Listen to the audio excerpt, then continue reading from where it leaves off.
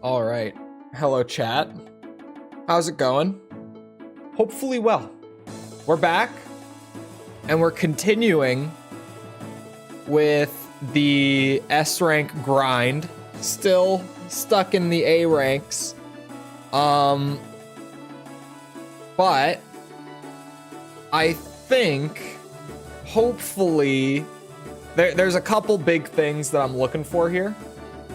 Because there's a new patch. There is, as of today, a new balance patch for Armored Core 6. Thank God we've been needing it. But I have to look through it. I've only been able to very roughly skim it up to this point. I've been working on stuff this morning. So real quick before we start playing, I'm just going to take a peek on stream and properly get a read through. Oh, Chole already? Why? Why? Okay. Let's see what exactly we've got going. Working on stuff? Okay, I was writing a script. That's what my work was this morning, bastards. I was writing. Okay. I am looking, oh.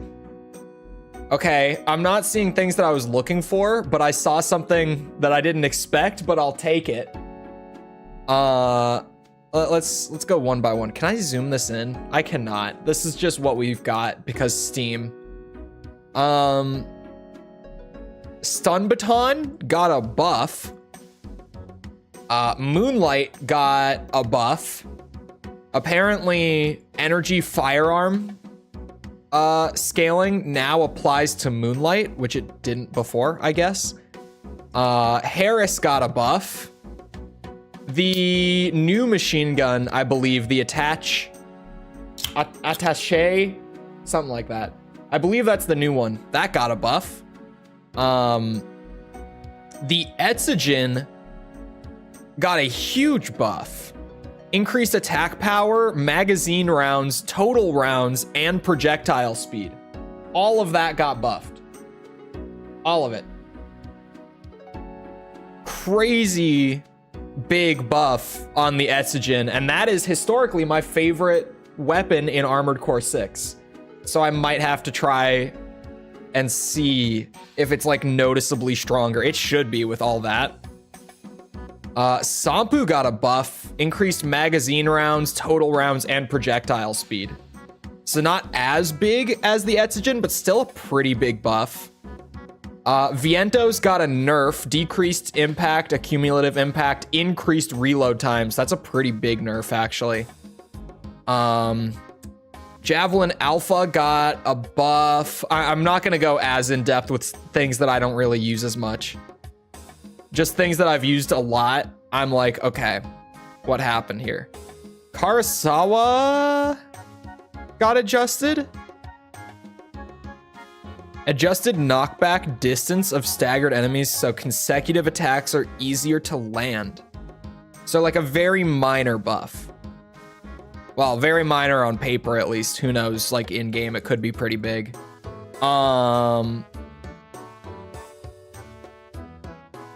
The stun needles got a buff. The stun needles got a buff. Interesting. This is the new one. The new giant laser cannon. Right? No. Hold on. Where is that? Because I know it's in here. Is that? Oh, sorry. It's this one. It's not the diffuse. It's this one. This is the new one. Decreased rapid fire, reduced hitbox size of charge attack. Big nerf to the giant laser cannon. And everyone cheered except for the guys running laser tanks all the way to S ranks. Those are the only guys upset about this.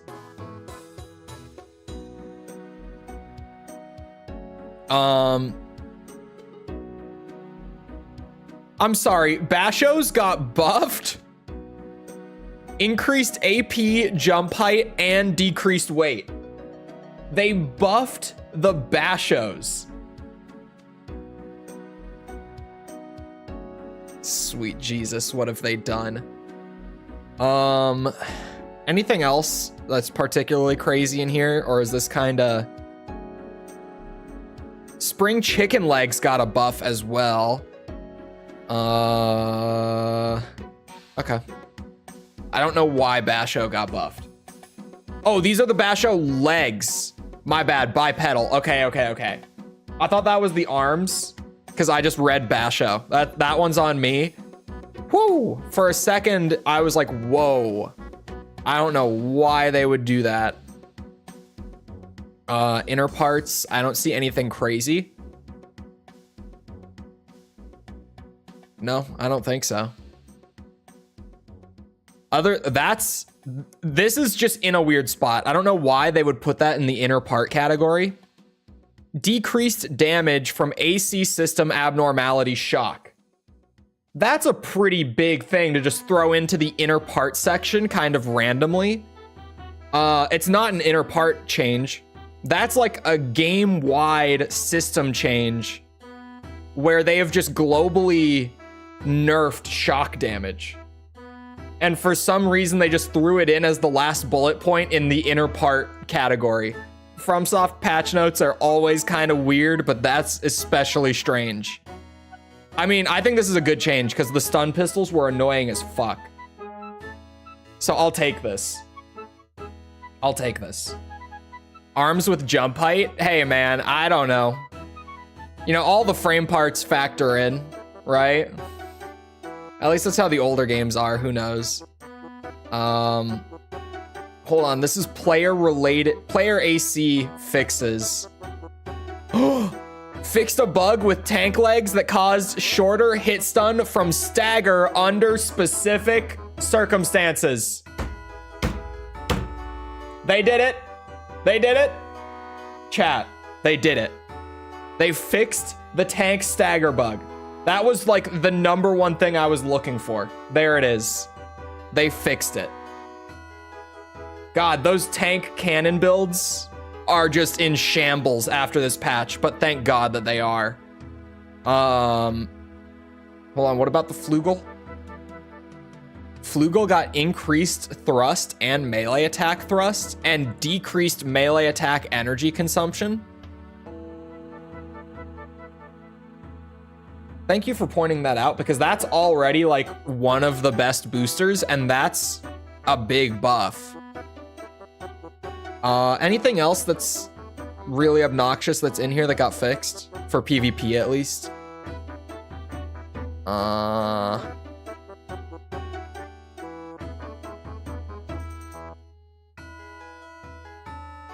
No? Hold on. There was a bug with... These are the new lightweight ones, right? Where firing certain weapons upwards or downwards while hovering caused the player AC to remain at an angle for an extended period of time. I never saw that. I never saw it. So I don't know about that. Other than that, okay. That's the patch notes. FromSoft patch notes? No, all patch notes. All patch notes can be kind of hard to read sometimes. FromSoft's patch notes are normally written kind of poorly. Like, they're kind of known for their somewhat shitty patch notes. If they fixed the bug where PvP is boring to watch, he doesn't mean it, chat. He doesn't mean it. He doesn't mean it. Don't listen to him. It's time to kill the RuneScape music. It would give them a vertical advantage. Wait, really? I never even saw that. The tank thing I saw all the time. All the time. They're written like... No. It's not even like a translation issue. It's like their organization is always really strange. They'll put things where they don't belong. Like that one that I found there where I was like, I don't know why this is here. This is like a game-wide change, but they put it in with like the adjustments to like your generators or your FCS units or whatever. Like, I don't know why that was where they put the big system-wide change. Okay, so Viento's got nerfed. And Sampu's got a big buff.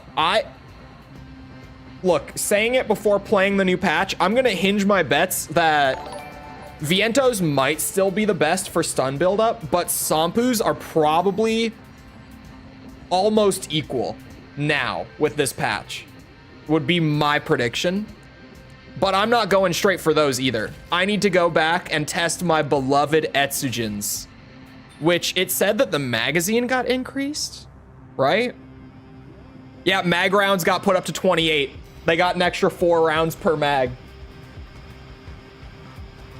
Hello, codename. Or, sorry, thank you for the sub, codename. Hello, Raiden. I was trying to read both at once. I need to change the Chole wig. People should pay to take off the glasses. Whoa, whoa, whoa, whoa, whoa, whoa, whoa, whoa, whoa. Okay, a Sampu and a launcher. Isn't that the one that just got buffed as well? Isn't that Javelin Alpha? Is the feature-length video performing? 1 of 10. Watch time go burr. I'm like, day 1 is kind of important, but for the last month or so, I've found that like the 72-hour mark is kind of the really big. Did I just hit him while he was quick boosting, by the way, with the Etsujin burst? Like, did I see that right, chat?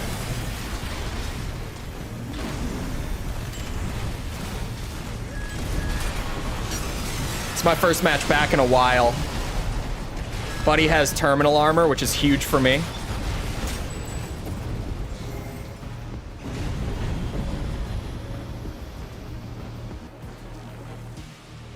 If you could both pay to put the glasses on and take them off.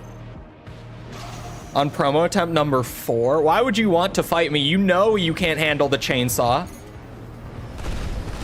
Why would you hope to encounter this on matchmaking?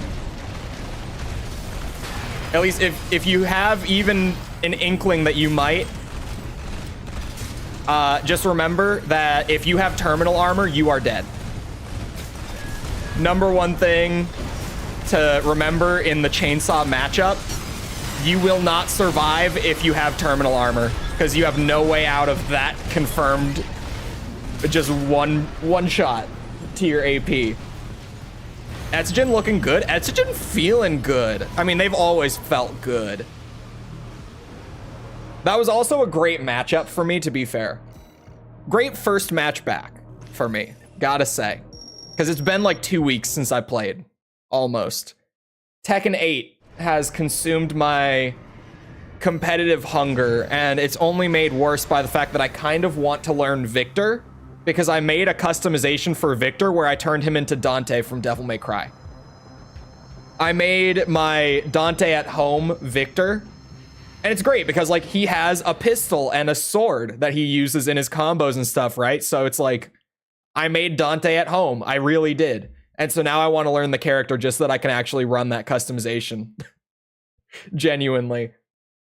I mean, he's always looked cool. Like, way back when they first did the character reveal for Victor. Oh, I know who this is. I was saying like, oh, I want to play French John Wick. I want to see Dante in Tekken. It's great. I saw someone with like a long red jacket that made me think of Dante on their character. And I was like, oh my god, there's a character with a pistol and a sword. Maximilian also did he actually? Now it doesn't feel as special. Now it doesn't feel as special anymore. I see. Oh shit, I wasn't ready. I'm glad that he used it there.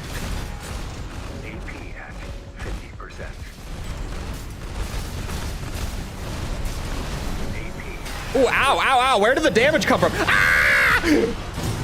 Where did all that damage come from? Where did my AP go, chat? No one knows Maximilian. No, Ryan might not know. He could just be joking. Maximilian Dude is like the biggest content creator in the fighting game space right now. He has been for a while, like a couple years. I love him. I don't watch him as much as I should, but whenever I watch him, I'm like, I love this dude. This is such a chill dude. Like, he's good at fighting games. He's been in the community for a super long time. I love watching Maximilian, dude.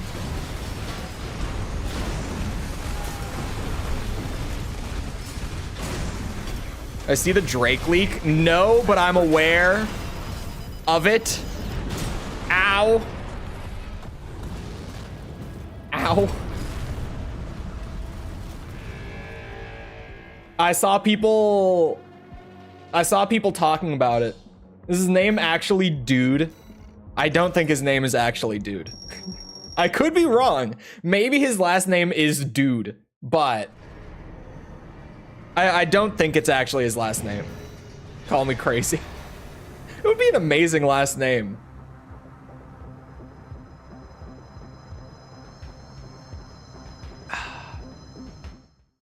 I saw people talking about the Drake leaks this morning. So Rymus, how are we feeling about the Etzogens now, huh? Because I'm liking them. I'm definitely liking them. And GG, by the way, but how how we feeling about these little bursty SMGs? What the hell is this? Dual melee? Dual melee would be great in this game. It would be. I don't know if it would be practical for like PvP by any means, but it would be super fun.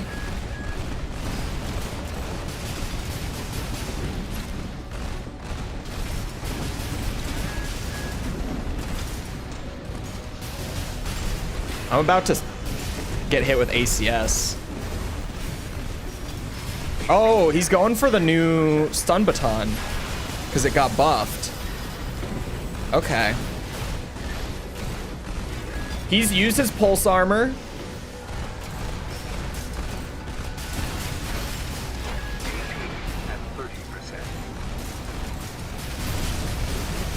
Oh, come on. Give me this, man. I lost it. I need to readjust. It's been too long. I totally threw that. Like, painfully. I didn't use my bullet orbit the entire round. And, what's it? Oh yeah, I didn't line myself up for the chainsaw. I had prepped for it so that I would be ready, but I forgot to, like, position for it. Like, I had the thing out, I had it charged, but I didn't position right.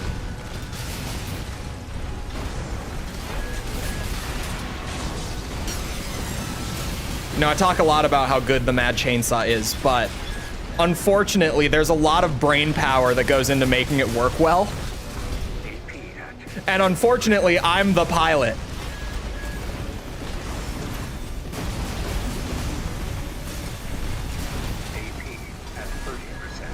I don't know if the stagger buildup is there for Mad Chainsaw, specifically. As much as I love the Etzogens, I think when I swap to the single one,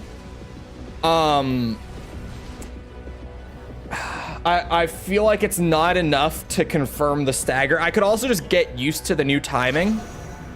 It seems like the chip damage is definitely higher, like just while I'm building for it, which is great. Don't get me wrong. Like, that's also a good way to keep pressure on, but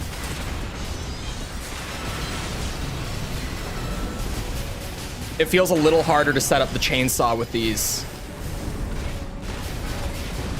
As much as I love them. I'm gonna try the Sampus later as well. For sure, because those got buffed, which I think is surprising. I wouldn't have thought they needed one, but they might be trying to offer alternatives to the Vientos. At least that's what I'm thinking with them buffing the Sampus and nerfing the Vientos in one patch. It definitely feels that way. We're all used to you being the weakest link. Hey, so far, we're positive on the ranked points, okay? Things are working. I brought it around. I brought it around. Oh, yeah, they want them to compete more with the other pistols, too. That's true. Those didn't get adjusted at all, did they? I didn't see them. So those are, at least as of this patch, they seem to be exactly where FromSoft wants them to be. Okay, kiting build. Top of A rank, kiting build. Kind of a scary one with the Ronsetsus and the missiles.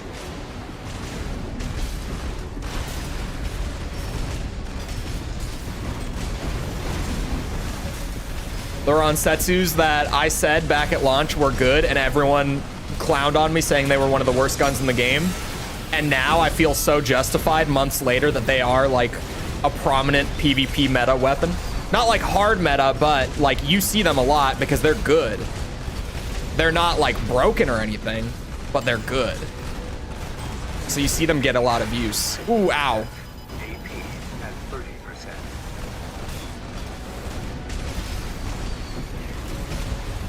I just need a chainsaw. I just need a chainsaw. Ah, shit. I was close.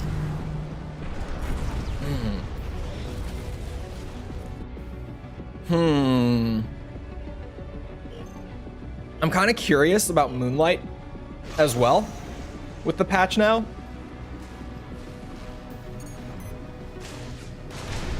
But I feel like Moonlight would have to be on a totally different AC from what I'm running right now.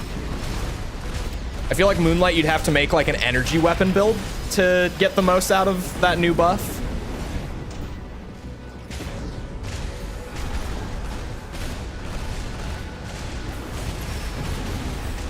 This round is not going my way, is it?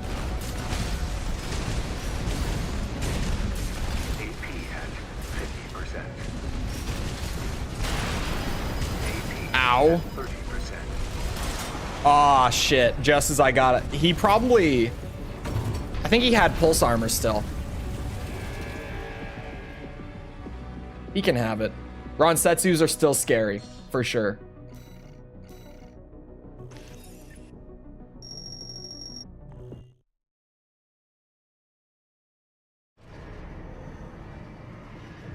I missed how are single guys supposed to compete with people like Drake?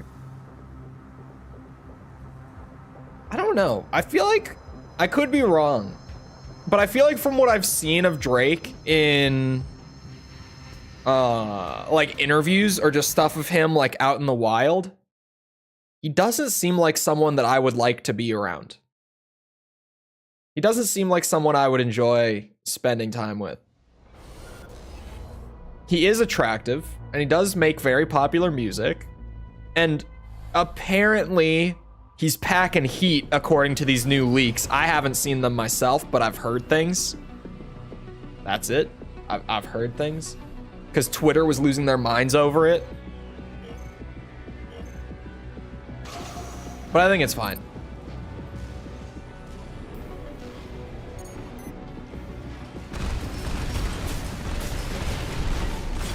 Oh, coral shield, eh? Oh, lucky bitch. He got hit by some of it. Maybe not too lucky.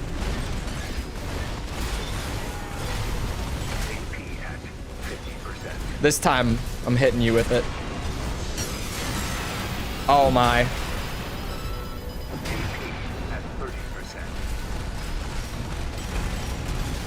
We're not going for another melee. He has a shotgun.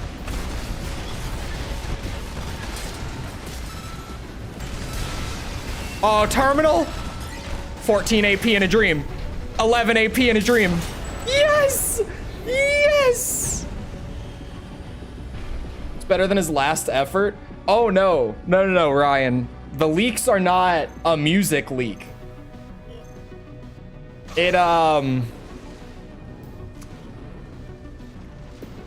It's his penis.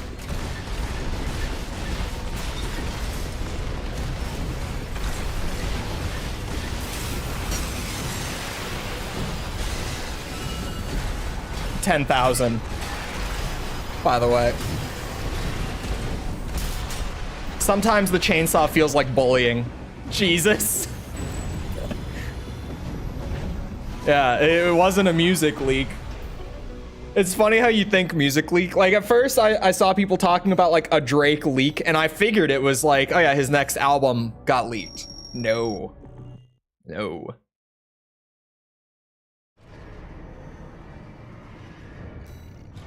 His PP is leaking. Is he poor man? Yeah, that's what's happening. Definitely. That's what we're talking about. For sure. Oh, hold on. Check Discord for... Oh, he took the beard off. Interesting. That does look... Because it's the same... The shirt and the jacket... That... I'll pull it up on screen after this match. The shirt and the jacket that he put on it, they come as a combo. You can't do the shirt and the coat separately. So, like, that really does look almost exactly like the Dante I made, but mine has some facial hair. He went no beard, which is kind of interesting. It makes it look like DMC2 Dante, sort of.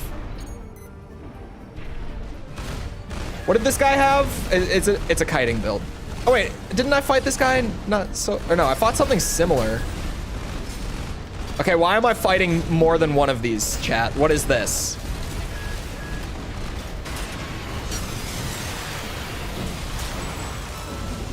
Oh, they just didn't respect the chainsaw. Hello, Halon. Halon. I didn't even charge that one, but you know, the chainsaw just goes burr. Even if I can get just a little off, it still does a few thousand damage. It's worth it. Now they're gonna be scared. They're gonna respect this chainsaw.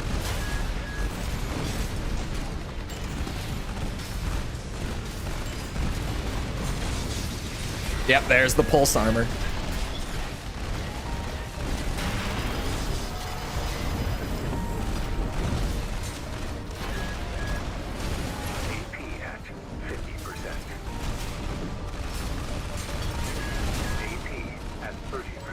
I can definitely get this stagger off.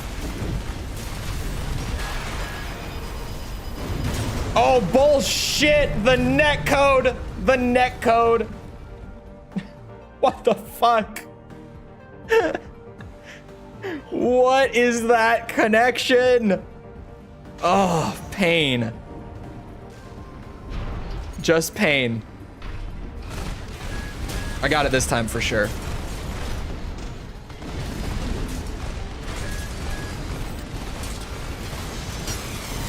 Ah, shit.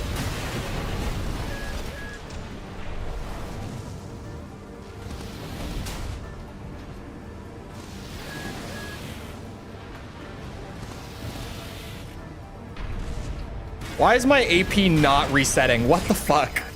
That's what I was trying to do. Or not AP, ACS.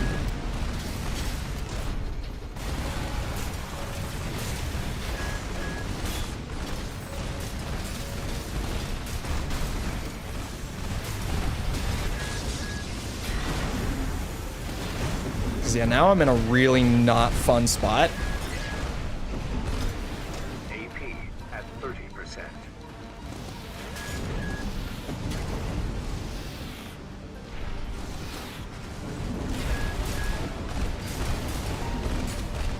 Light shoulder ammunition at 50%. Oh, they won. Shit. The therapist? I haven't even seen a single person use this thing before. And now I've seen 2 builds that are just kiting with it. Strange. Strange.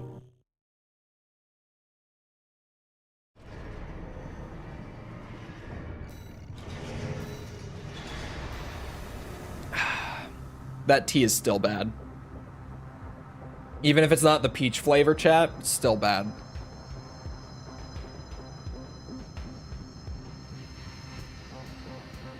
It's the respectable electric weapon, much like the baton.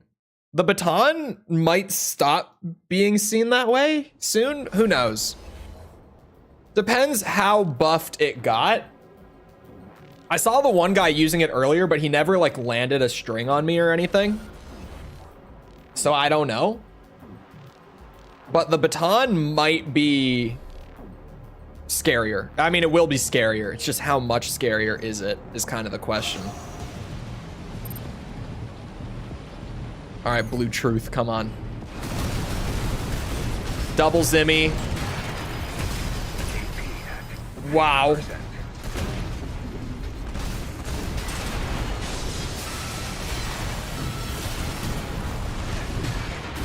Ow. Ah, I'm stuck on a pillar. I got stuck on a pillar. Ow. It's failed promo 4. I feel like the promos into S are gonna be just brutal. But with the tank bug fixed and with the lag cannons getting a big nerf and the nerf primarily being to their hitbox size, which was what made them so powerful, what earned them the name lag cannon, I definitely think it will be easier now than it was 2 weeks ago. Not to say that that means easy. That guy just blew through me with double Zimmermans. But it'll definitely be easier than it was. The Etsugens, the damage feels good. The stagger for what I'm doing doesn't feel as good. Because if I was playing a build where I could just spam both of them until stagger, these would be great. But just one Etsugen on its own is not enough to get the stagger to confirm, is what I'm finding. But the Sampus, I wanted to use these for a long time before I eventually gave into the Vientos. So now with the buff, I'm really curious. I don't think they got like a damage. No, they didn't, right? It was projectile speed and ammo capacity that got buffed. So it shouldn't be like a night and day difference, but it really does depend how much that projectile speed got increased, I guess.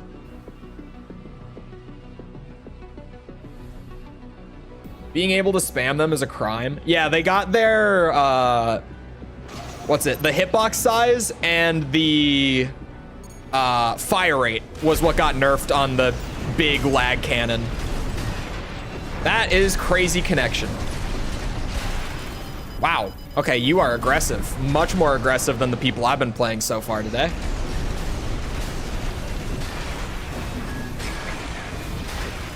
But our connection is awful. Like shockingly bad. Oh, I'm dead. Much more consistent now. I would take it. My fear right now is that because stagger got like nerfed across the board with kinetic weapons and none of them got like a buff, it wasn't so much like a, hey, let's take stagger away from the Vientos and put them elsewhere. It was more just like, let's bring the Vientos in check, but then everything else, like, you know, mag size, projectile speed, whatever. But the actual stagger buildup was not something that got buffed very much. So Mad Chainsaw might have taken a rough hit with this patch just overall. Wow, that hurt a lot. It's not a connection issue. It definitely is both. Because I'm getting kicked while they're not actually like, visually lining up with me. It's a little bit of both. They have great tracking, but then on top of that, because of attacker-sided netcode, they're hitting when on my screen it looks like they shouldn't. But that's just like, they would have to redo the entire online back end of the game to fix that shit. That shit's never getting fixed. It's just gonna be in the game forever. Because FromSoft's not gonna get new netcode. Absolutely not. Some companies, maybe. Like 343 Industries recently was like, hey, you guys, we know we have a really bad desync problem. We're gonna redo our entire netcode. And they did. Crazy, right? FromSoft, though, they're not. No. Like 343 gets a lot of shit from a lot of people, but man, do they listen to the community and make adjustments where they need to? FromSoft is like, this is the greatest thing we've ever made. Nothing about it is changing. Nothing. It stays.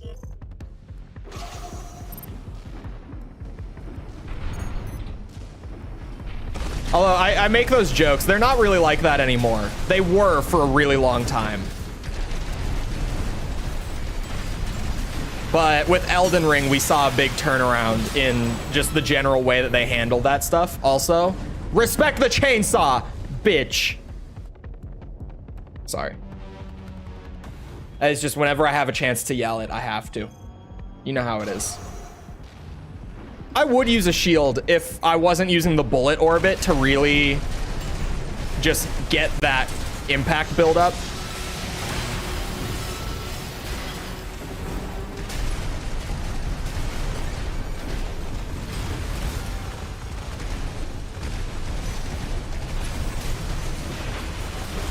Oh, I didn't even notice that he staggered. I didn't like hear the sound cue or anything. Yeah, that build was a little too light to handle the chainsaw. Just a little bit. It doesn't help that they just never used their assault armor during round 1. Chat. PSA, man. Again. Oh, that's right. It's because you can only use shields on the left. That's why I always forget that. I always feel like it's on both shoulders, but it's not. I would have to replace either the chainsaw or one of my primaries. And that is especially not happening. Like if I replace the bullet orbit, maybe. Just probably not. Replacing either my second gun or the chainsaw, absolutely not happening. No way, no how.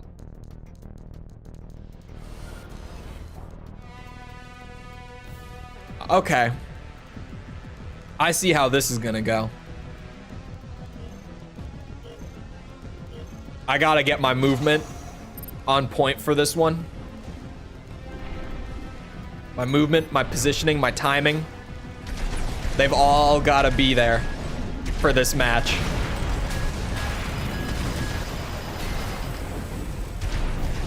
And oh, I'm out of energy. That hurts a lot. Oh my god. Ow.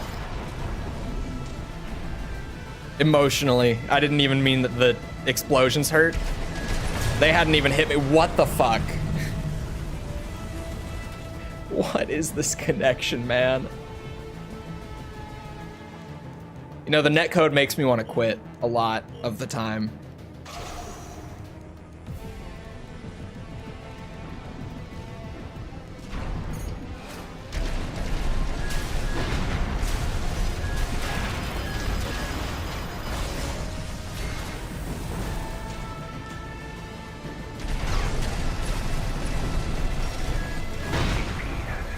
Jesus Christ. Ow.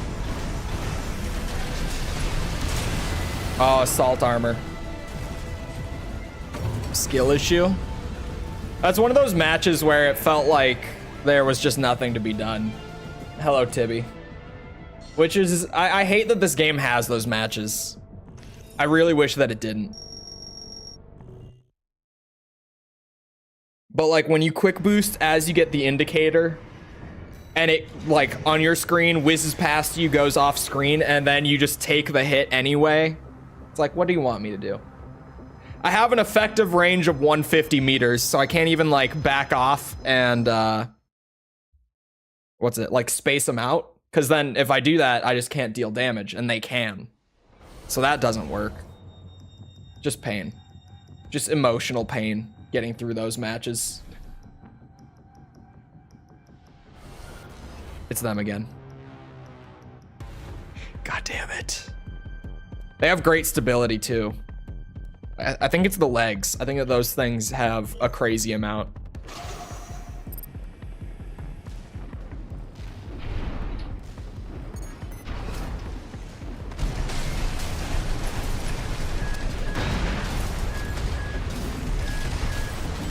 See, like that one hitting me is crazy, right?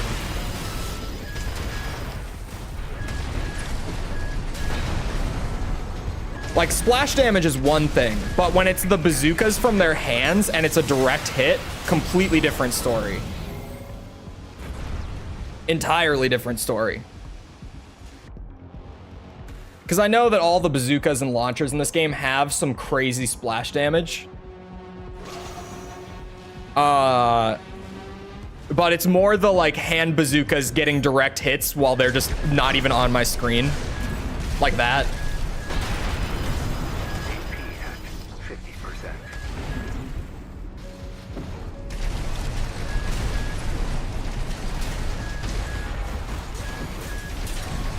Oh, I'm not in position. They assault armored and I got hit by it because I'm dumb. Saw there was an update. Any noticeable changes to the balancing or prominent bugs? Yeah, the pistols I'm using right now we're trying out because they got buffed. I tried the Etzogens already. They got buffed as well. They feel good. Their stagger didn't get buffed, so they're still not a good fit for the Mad Chainsaw. But if I were running like ye old, you know, AC Rebel and using like Redshift, that build would probably play a lot better now with the Etzogens than it did before. Oh, they staggered? What?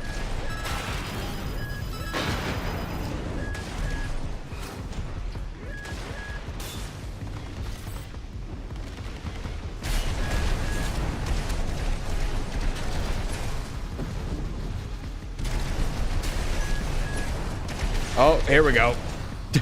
Do I come back dead is the question. Please. Okay, we don't. Not this time.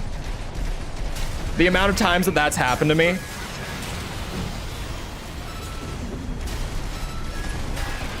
Oh, don't do this to me.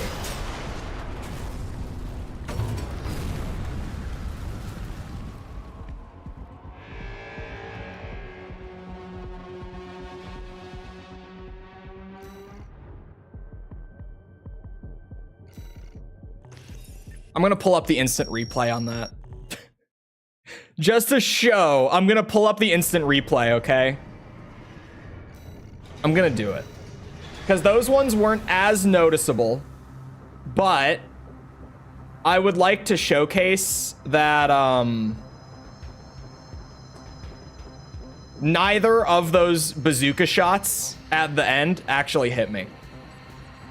It's not that one of them didn't hit me. Neither of them did. We go back. Instant replay.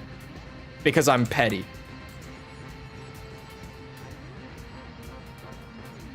Okay, you see there. But let's go 0.5 times speed, right? So this first shot comes out. Where's that going, chat? Does that look like it's going directly to hit me? Where's that going? It goes down there. Direct hit. Allegedly. Allegedly. That's fine. That's fine. It happens. I'm still alive. We're still in it. This next one comes out. This one looks a lot better. It's a lot closer, but I quick boost out. Things way over here. Direct impact. I'm dead.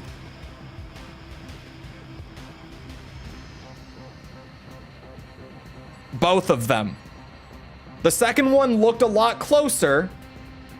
But, like, come on. Come on. Oh, this netcode. Like, if your netcode's gonna be this poorly desynced, the problem is, either way, it's gonna feel bad. Like, attacker-sided and defender-sided are both infuriating with this amount of desync on them. Because you either get, right? You get hit when you're not supposed to, or you don't get any hits when you're supposed to. Like, those are the two options when you have desync like this. Both are infuriating, right? Don't get me wrong. But on a day like today, it really makes me sit here and go, man, maybe I would rather, like, miss a bunch of shots than die like that in a clutch moment, you know? Maybe. But I'm sure that if the netcode was defender-sided, I would be complaining about that shit too. Like, that is the reality of it, genuinely. I would be complaining either way. But it still sucks.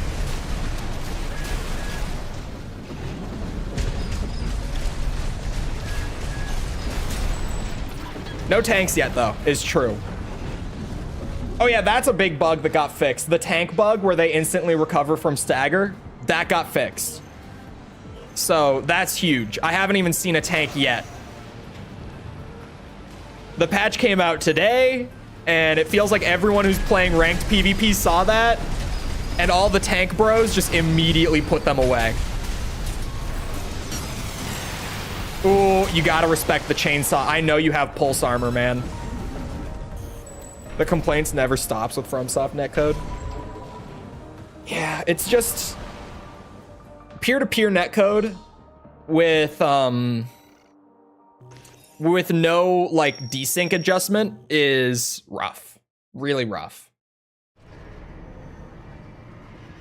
The guy who sang My Last Stand is the same singer who did almost all the music for Phineas and Ferb.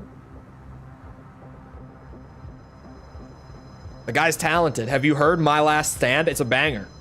Have you heard the Phineas and Ferb music? Bangers. I've never, to be fair, I didn't watch Phineas and Ferb growing up, but I'm sure that they're also bangers. Okay, Tetrapod, Sampu, Laser Orbit? Did I see that right? Kind of a weird build, is it not? Did I see that right? Is that a laser orbit?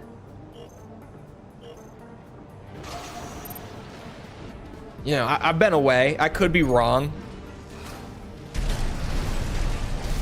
That is absolutely a laser orbit, yeah. Ooh. Sampu's... and Moonlight is what's on the other shoulder. Okay, okay. It makes a little more sense.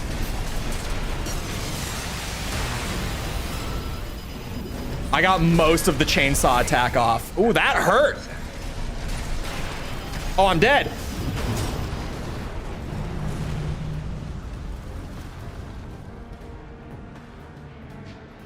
How much damage did Moonlight do? Does anyone have the replay? Does anyone have the damage count on how much that hurt?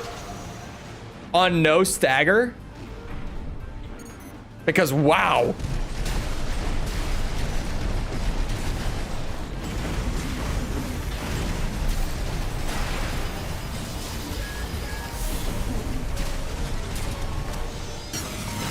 Respect it. You have pulse armor. No reason that you didn't use it. I mean, his reason is he didn't think that that was going to connect, but we're talking about AC Mad Chainsaw. Mad Chainsaw finds a way. Hence the name.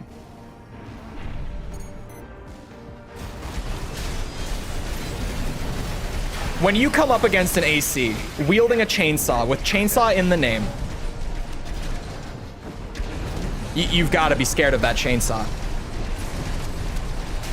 If you come up against a chainsaw enjoyer in the wild chat, do not mess with it. You've seen what it can do. Yeah, we read the patch notes. I know that Moonlight got a pretty big buff. But I wasn't ready for it to deal like... I could be wrong. I think it was like 3.5k without me being staggered. It was the charge version. But it hit really hard. Like really hard. The chainsaw rule works in real life too. Yeah, if you know someone who's named after a chainsaw and they come up wielding a chainsaw, you need to be afraid. Absolutely. It's like 6k charged on a staggered opponent. That's a lot. It's this guy again. This guy was chainsaw food earlier. I remember this guy. Will he still be chainsaw food? Or will he have learned and adapted his strategy? Let's see. Come here, Viridian. AC censored name.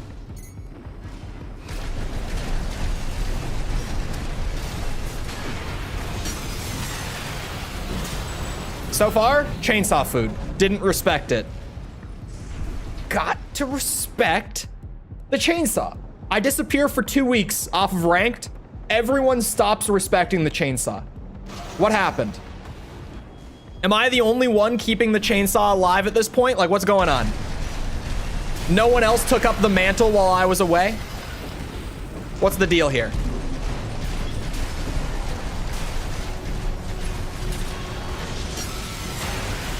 See, now they're afraid. Ow, ow, ow, dagger kills. No way. I'm alive. Not for long. Maybe we can make this work. Oh, no, we can't. I screwed up. I screwed up. I don't know why they didn't kill me sooner. I should have been dead like 4 times over.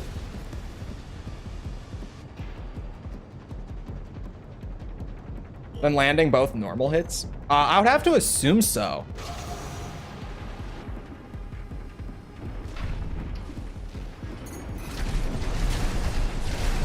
Although it could just be that it's meant to be like for larger AoE and the direct damage isn't as much. Ow. Hey, they didn't use the dagger that time. Lucky me.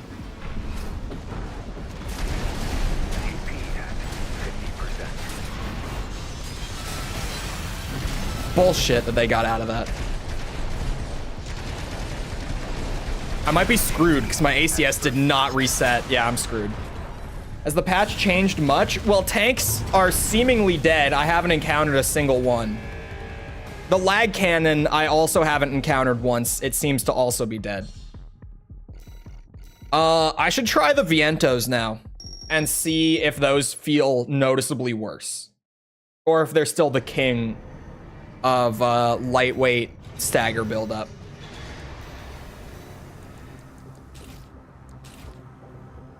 Because they did get a nerf, a pretty considerable nerf. I wouldn't say like a massive nerf, but like a moderate nerf. City of Heroes. I don't know City of Heroes. I'm not familiar. Might eventually make a good PvP game. Elden Ring. From what I've heard, at least. Elden Ring, ever since they did the split where like they started balancing PvE and PvP as 2 separate things, is apparently super healthy. Because, you know, they've got like a guy who's working on keeping the normal things as they are, and then they've got a guy who's just sitting there like, okay, how are the PvP interactions going though? Which is, call me crazy, the way to do it. That's absolutely how you should do it in a game like this. Because the PvE balancing, again, call me crazy, it's not going to work in PvP. Wild. I know. But it doesn't work like that. They're 2 entirely separate ecosystems. The game plays nothing alike between the 2 of them. Like, as soon as you hop on the nest in this game, you might as well be playing an entirely separate game. The mechanics and the parts are all still there, but the way that you use them completely change.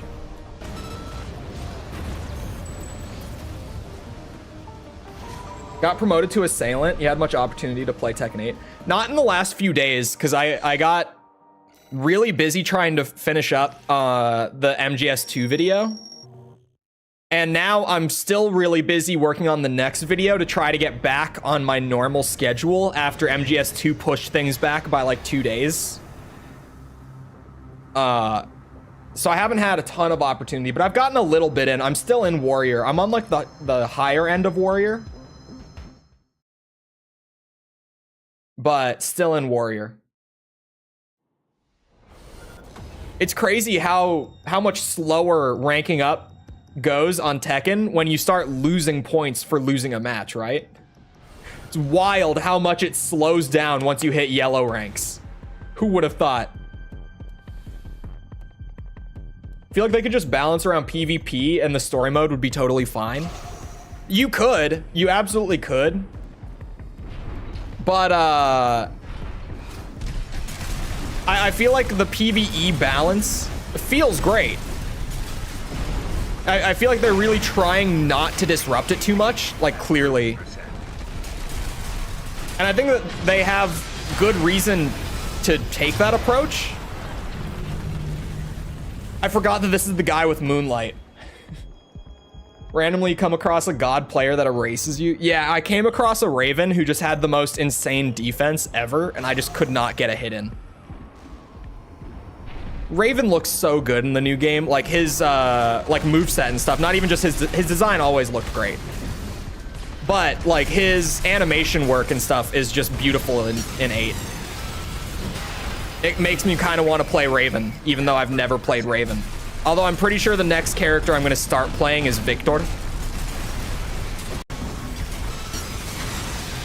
Oh, he didn't use it? I thought he had used it. I threw. How did that not hit me? What? That's weird. What the hell was that?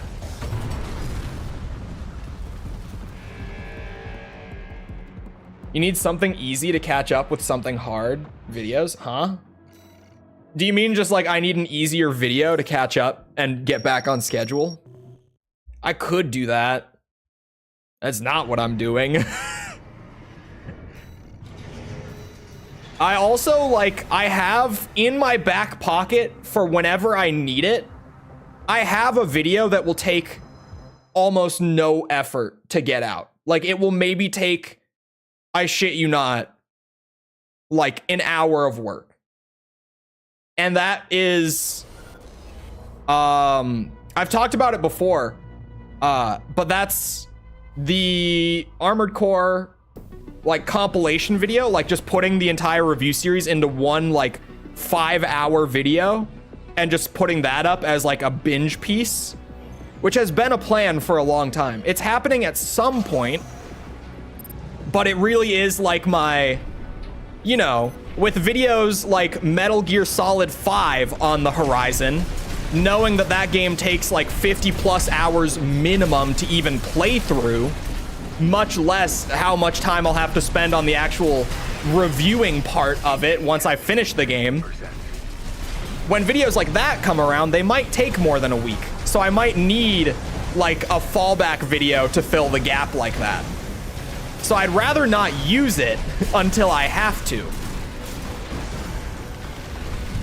I'm kind of just letting it sit on the hard drive for now until I need it. When I say that it'll take like an hour of work, it's because like I need to make a thumbnail for it and I need to upload it, and that's it. So whenever I really need it to fill a gap like that, I have it.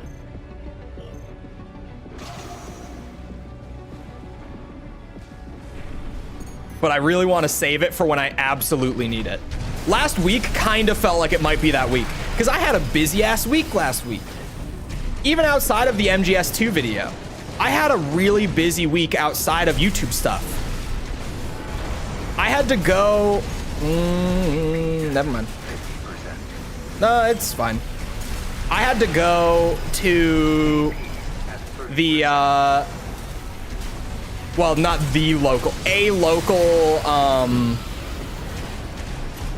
TV broadcast office here in the cities for something. Yeah, I opened my mouth too much. But like that was a whole morning of mine that in the middle of trying to make the, you know, hour-long MGS2 review, I lost like half of my workday in the middle of the week to that. It was a busy ass week. It was not great.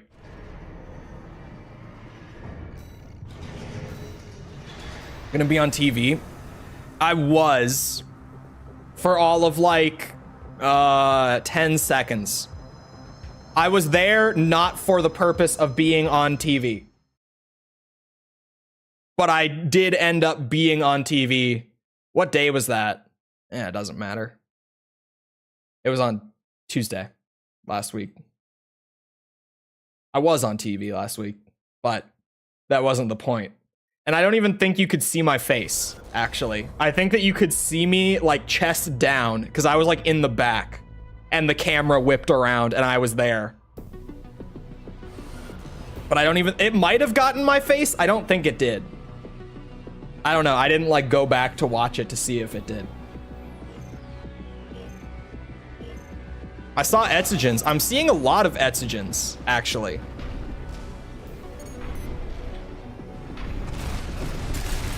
Which is a good thing. Because I've always been like, yo, these things, pretty sweet. I love these things. 10k damage. 10k makes me happy. Me too, because they're so fun. Like they're the weapon that way back at launch I used it and I was like, oh chat, this is my AC's weapon. Like this is it. I know you from the TV. It was actually really funny. Cause my mom was like, are you going to be on TV? And I was like, no, not really. Like maybe for a few seconds, but no. And she was like, oh, that would be amazing if you were on TV. I'm like, Mom, I don't know if you realize that wouldn't be like the newest experience for me. Like, sure, it's TV instead of like YouTube, but I was like, I don't know if you realize that averaged out for every single second of every single day. Like, people are watching me do stuff through like videos and like VODs and when I'm live and all the, it's like, that wouldn't exactly be like a crazy experience for me, even if I was going to be like the focal point on TV for some segment or something.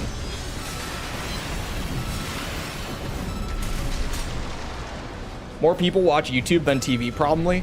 That's true. I'm not as, what's the word? Arrogant, maybe? To say that like my YouTube channel is bigger than like, I don't know, a local news station or something. It might be, I don't know. I don't think it would be. Like, you know, maybe the numbers would shock me and be way lower than I would think for like a local news station or something, but I don't think so. Although, if the MGS2 video does what the MGS1 video did, like a few days in, and it's like twice the length of, or almost twice the length of that video, the watch time might go crazy. Because I talked about before, hold on, actually, I haven't done the calculation in a minute. How much watch time does the MGS1 video have? I'm pulling up the calculator real quick. It has that many hours of watch time. So that, by like days to months, oh my God, that's 1.5 years of watch time. That video went up 4 weeks ago. That's 1.5 years of total watch time. Jesus. Sometimes putting numbers into perspective is crazy. If I just break it down like that, I get things that really surprise me. Oh, Haldemans? Shoulder Gatling? What? And chicken legs. Or not chicken legs, just really heavy legs. Never mind. I thought those were reverse joint. They're not. I often confuse this pair of legs for the spring chicken legs, because they're just big and heavy, and in my mind, used for kicking. That connected. Not for the full damage, but it was more than enough. Except for old people. Yeah, my parents are the kind of, see, I was about to say that they're not old, but my parents at this point, they are on like the very upper age of being like middle-aged. They're not very far off from being senior citizens, right? At this point, they're really not. As much as I want to be like, my parents are middle-aged, they're not old yet.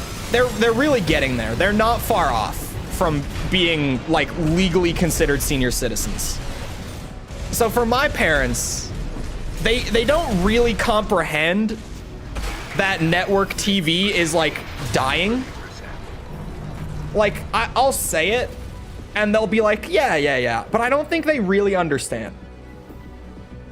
Because it's not that like TV is dying as a medium, because it's not. But network doesn't get anywhere near the traffic that like streaming services do anymore, right? It's night and day. I don't know why I popped this so early. I kind of just threw.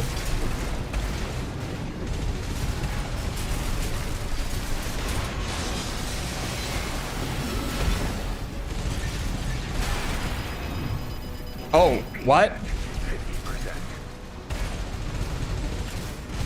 AP at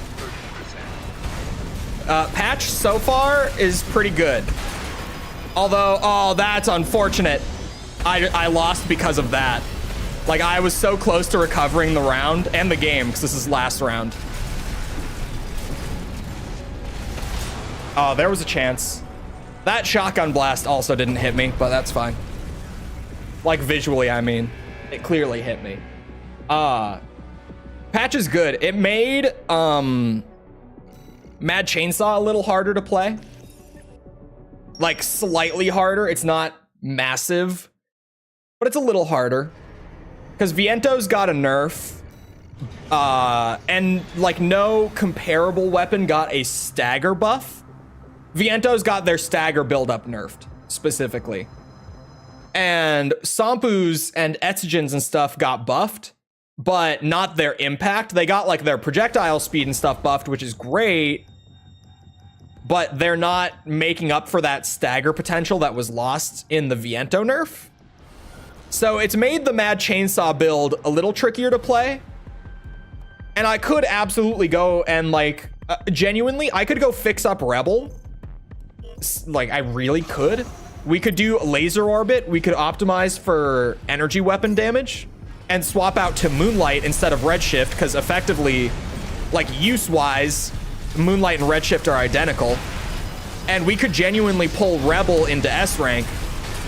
But, you know, at this point, I've also become really attached to the Mad Chainsaw. I've almost put my, like, PvP identity into Mad Chainsaw. Because no one uses the chainsaw. I'm seeing a lot of people using Moonlight now. But still, like, no one's using chainsaw.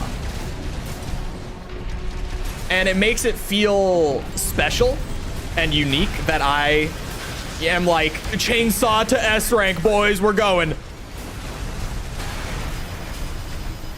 Just along with the fact that, like, you know, hitting chainsaw hits for 10k AP is amazing. It's so funny when it happens. How did his stagger reset so fast? Did I miss something, or did I just not shoot him for that long? Tempted to play Steel Haze with the Sampu buff. I don't think Steel Haze would be very good. Because all of the NPCs in single player in this game, their builds are shit. Like, we all know it. We've all talked about it to death. It's part of why the difficulty in the arena feels so underwhelming the way that it does. I lost this match. I'm disappointed. It's just that the NPC builds in this game are awful.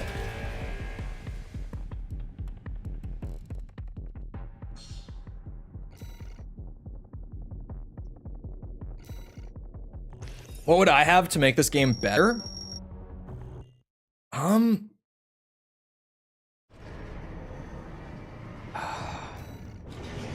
It's a good question. Because I think there's a lot of room for improvement on AC6. Does anyone know what I gave it on the review? I know it was an 8 point something. I'm gonna go look. I'm gonna pull up my Armored Core 6 script, wherever that is. This is why search features exist. Where's my... There it is.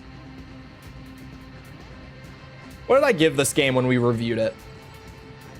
I gave it an 8.6, right? I gave it a score where it's like, this is really, really good, but there's also a lot of room for improvement.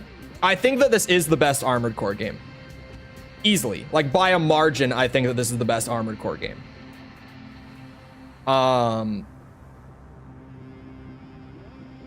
In terms of improving it, per se, the one thing that I would not do, I'm going to look at this as far as, like, doing a standalone expansion for AC6, right?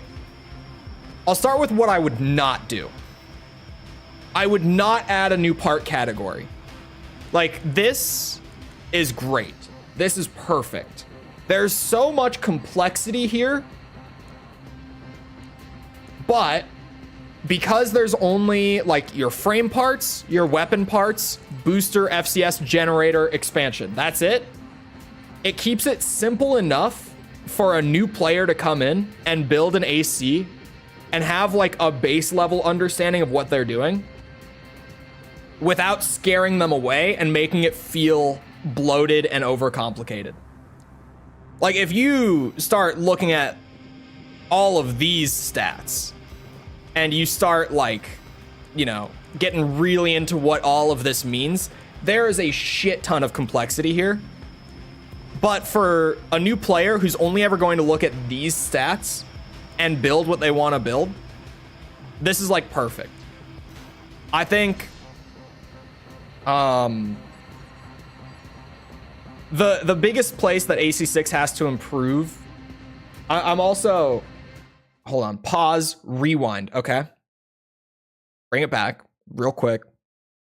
I'm only going to talk about single player because PvP, as much as I've played it now, not my thing, right? I'm playing it for the rank. I'm playing it to get to the top, prove that I can do it as the single player guy, as the guy who sits here and says, I don't really care about PvP. I want to just prove that I can go to S tier without using meta or anything, and then I'm done, right? I'm not a PvP guy. Plain and simple. I think that the big thing for me is the AC to AC combat is great in single player, but it's lacking that challenge that was in old gen Armored Core. It doesn't feel as intimidating as it used to come up against another AC. It's really fun. Like, the quick boosting and the stagger mechanics and all that are really great, and they make those fights really engaging just on their own, like, mechanical merit, but the difficulty and the intimidation factor is missing.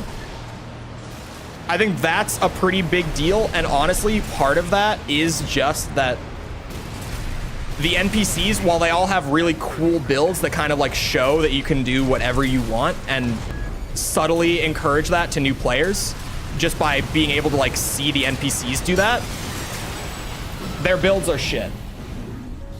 Their builds are shit. I'd want a story expansion. Yeah, I'm really only looking at single player because Armored Core historically is a single player franchise that has PvP added on as like a bonus feature, right? And I know that some people disagree with that, but like, quite frankly, if you compare the amount of effort that goes into the single player content to the amount of effort that goes into the PvP content, it very clearly shows where the priorities are developmentally. And FromSoft's other games outside of Armored Core are the same way, where like, yeah, PvP is there and there's a very sizable and healthy PvP community, but that's not what FromSoft set out to make, like, as a game, as a product. It's just not what their focus is. So I'm not gonna act like that's what their focus should be. Other than that, it's like, yeah, just story. The campaign was great in this game. The story content was really good. The branching paths could have been better. I think that if you actually had the branching paths be a combination of multiple factors instead of just one decision at the end, like 2 of the 3 endings were, that would already be a big improvement to the single player campaign. AC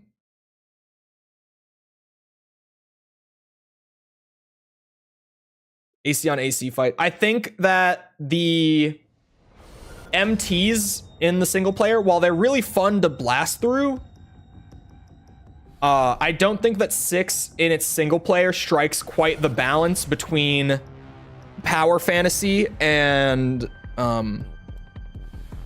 realism, I guess, in a way. Not actual realism, obviously, but like feeling like the MTs, if you don't respect them enough, can kill you. Because like in old gen Armored Core, yeah, those MTs will kill you. You've gotta, like, you know, be paying attention even when you're fighting just basic ass enemies. In AC6, just blast on through them. 4 had the same problem. It's not a thing that 6 started by any means, but a problem's a problem. I think that 6 overall, on a first playthrough, is still the most difficult Armored Core game across the board. I don't think that it has like the single hardest fight in the series, because Verdict Day has it. I don't think that it has the strongest basic enemies in the series at all. But I think that like across the board, it's the most difficult single player campaign until you learn how to break the mechanics. Which, to be fair, most players won't. Because of that whole thing where, like, we know that only like 30% of players have even finished the single player campaign on this game because of just the data that's out there from like achievement trackers and stuff. So like most players will not get to the point of knowing how to break the mechanics and trivialize the game's biggest challenges. And I mean, we all had that first playthrough, right? Where like the Sea Spider kicked my ass. A lot of people, Balteus kicked their ass.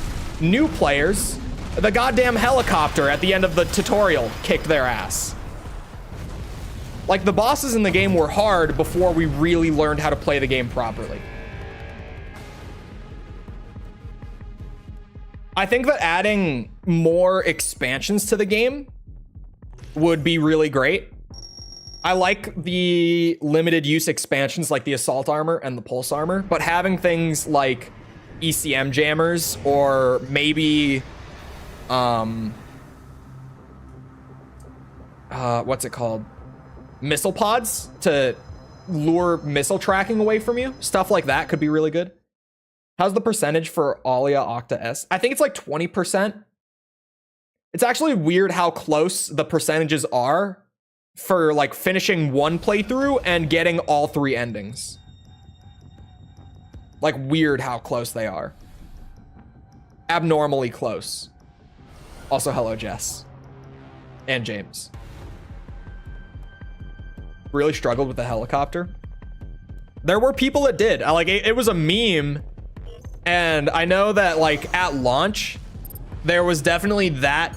We all encountered them, right? Even people who had been playing Armored Core for a while at the time of this game's release, who didn't struggle with the helicopter. We all saw like the weird people who were like celebrating the helicopter, forcing new players to quit and like weirdly gatekeeping it. And being like, oh, if you can't beat this helicopter, you don't deserve to play Armored Core. It was weird. It was weird. But it seems to have chilled out, but it also could just be that like launch hype is gone and there's just less discussion around the game in general at this point. Don't kill me. Oh, not with the terminal armor. Okay, the reload time is noticeable in really close situations like that, for sure. The Enforcer was hard. Ibis was hard. I forgot about those. The Sea Spider at the like on day 2 of the game being out absolutely rolled my shit for like over an hour straight.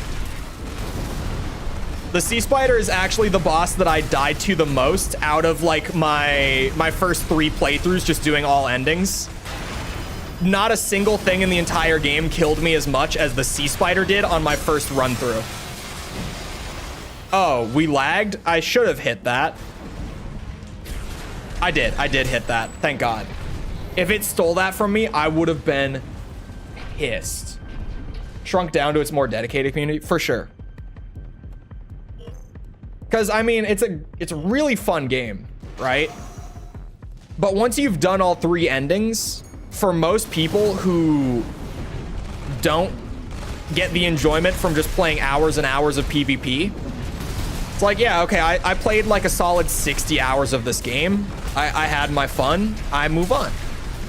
And that's fine. Because that's the sort of thing that like builds up a successful foundation for the franchise moving forward from this game. Like, those are the people that when this game gets an expansion or a sequel, they're going to buy it, right? They're going to make up a lot of those sales.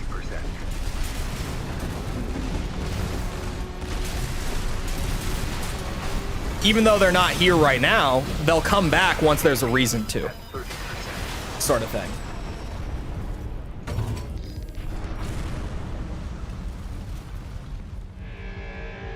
Also, GG to that guy. He's talking about me. I think it's a lot of people. It was me until they added ranked PvP, right? I played all the endings. I did some YouTube content and I moved on. And then they brought out ranked PvP and I was like, oh, okay, this is a new thing to do. I go back for a little bit. Hold on. Let's first of all resave this. But we're getting a little crazy and a little wacky here, okay? Let's make some things happen. Let's make some things happen. Where's Moonlight?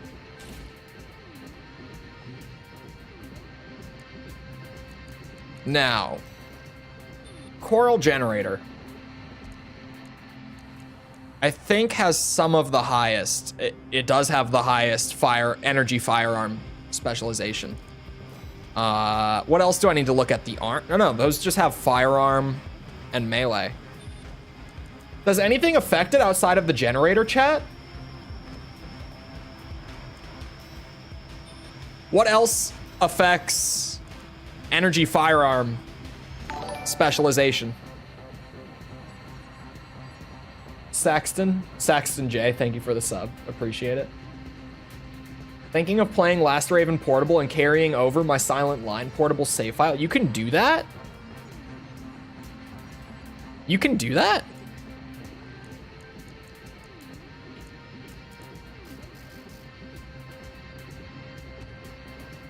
Oh, Basho, son of a bitch, yeah.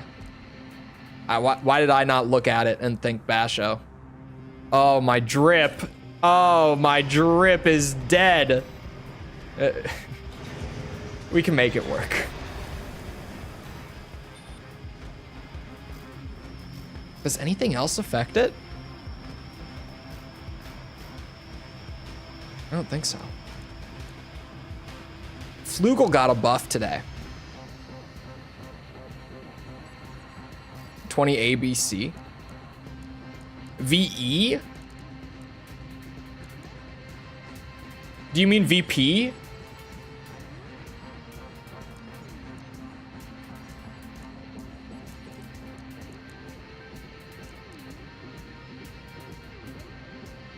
VE?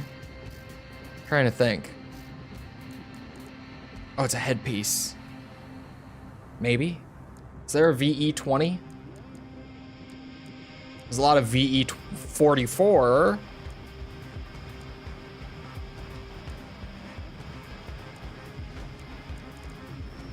But headpiece doesn't mess with that. Missing like 3 generators, am I? Am I actually missing generators?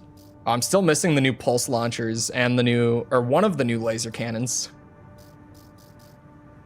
I'm missing more than I thought. Oh, what the fuck? I'm missing a lot. Oh, there are VE. Oh, those, whoa, 150? God damn. Okay. 150. What random shitty part can I sell off here? Oh, shoulder chain gun. I'm never using that shit. They're terrible.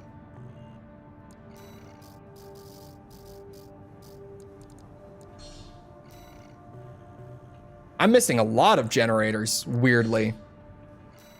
Needs to grind a bit. No, it's fine. We shuffle around the cache. No need. We can just shuffle it around. It works. Energy shortfall. Shit. It's barely an energy shortfall. What if I tried the one under it? Where's the other shoulder chain gun? Oh, I might have already sold it. It's not there. Damn it. A pulse shield. I'm such a melee guy. I'm not gonna use the pulse shield anyway. Oh my god, 405k? Jesus. Sell all the pulse shields.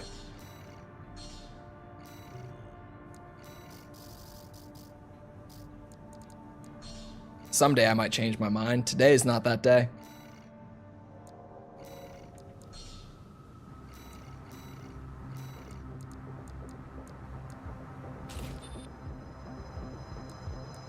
Yeah, 128. This would be better. Actually, if I ditched, still energy shortfall? Shit. Could I put anything on? Pulse shield launcher. I could put missiles on, I guess.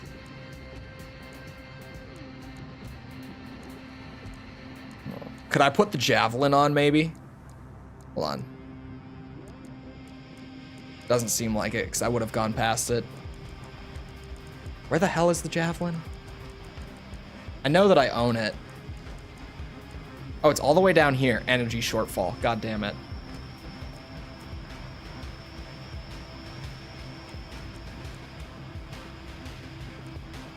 What do you do? Oh, it's these.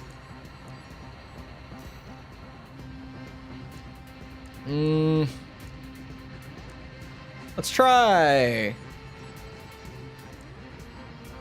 Man, I don't really love any of these.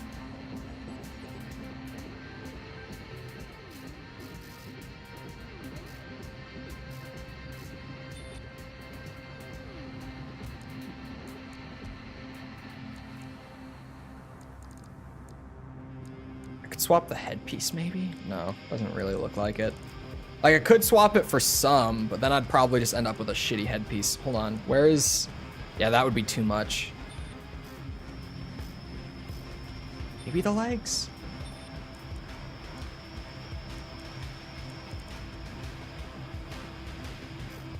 Have I done all S ranks? No. I'm not going to either.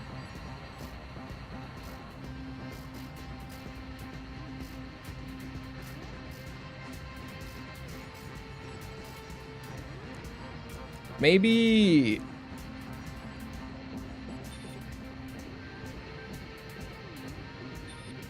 Would plasma missiles be affected by it?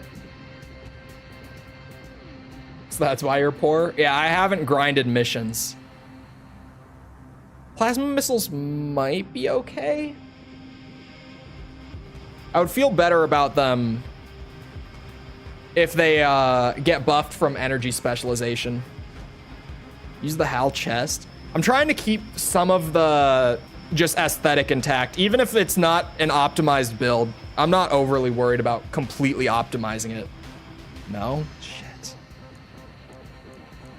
But I would like to get kind of the best shoulder weapon that I can with this energy load issue.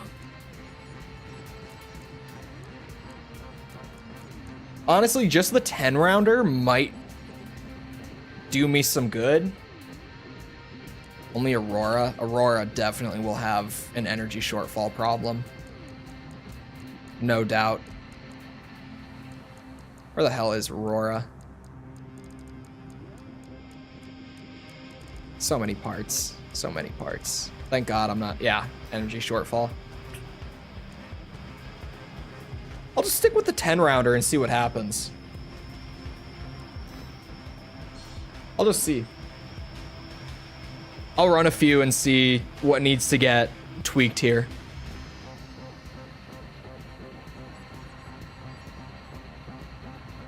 Just a little revision work on the OG build.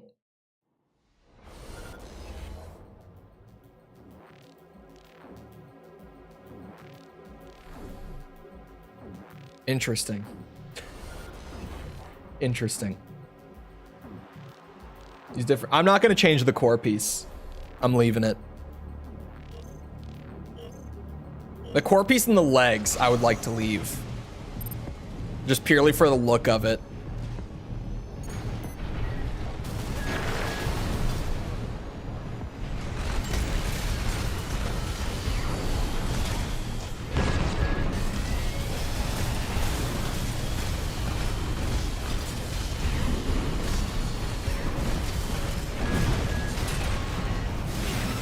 Oh yeah, that hits pretty good.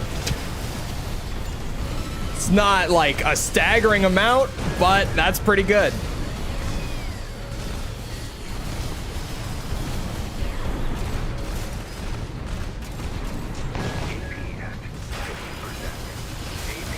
Oh, I have assault armor on this? Oh, what the fuck?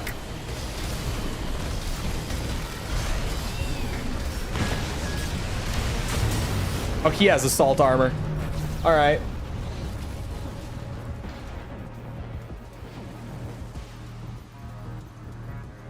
Kill the tester pilot like 3 times and get it. Wait, what?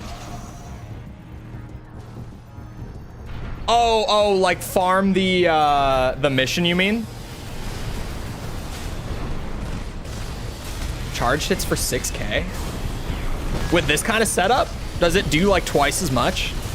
That might be worth it then. That's right. I have assault armor. Oh, Jesus. That has to get changed real fast. Well, it wasn't on stagger, but he caught it. Oh, assault armor. What was I doing with you? I mean, it works in the lower ranks, to be fair. It works.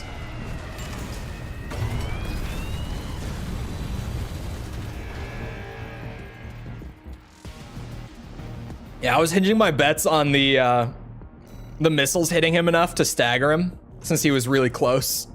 Didn't work. Go back to Mad Chainsaw. I might. I wanted to at least try the moonlight changes a little bit.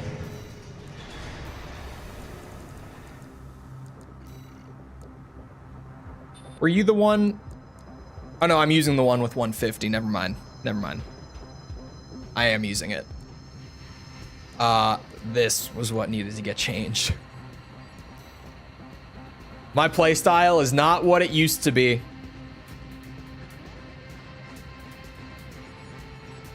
I used to be an assault armor guy, but times have changed. Assault armor's not bad, but it's really like, it's weird to me that I was using it on a redshift build.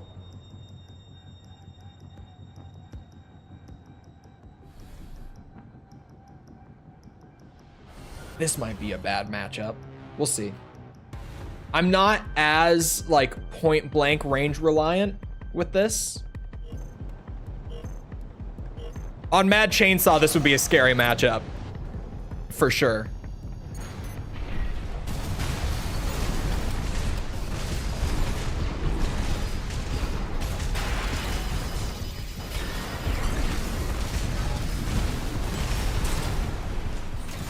Oh, not enough time. I didn't swap it. Oh, I hit it. Holy shit. Okay, it hit somehow. He wasn't like staggered as in he couldn't move, but he still had the ACS dropped.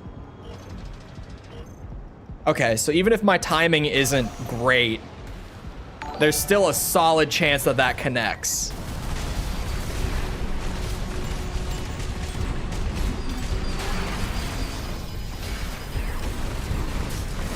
Yeah, he also has Moonlight. And Pulse Armor, which is unfortunate. He staggers faster than I do, which is...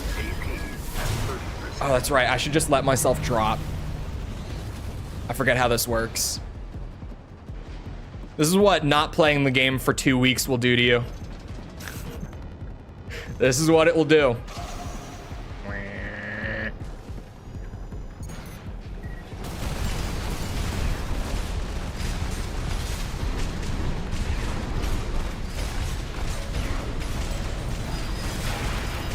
Shit. That's right. Just drop. Just immediately after I say it. Immediately. Can I see it? Yeah.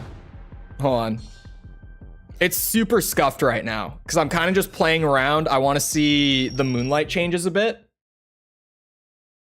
So it's not what I've been running, and it's not even what it used to be. We've got a bit of a Frankenstein right now, but there she is. That's what we got. Also, Loam, maybe. Thank you for the sub. Appreciate it. Wait, what? Ranks? What do you mean?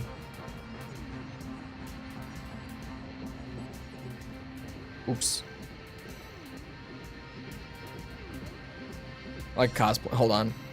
What it would normally look like. I remember how to navigate these menus. It normally would be this.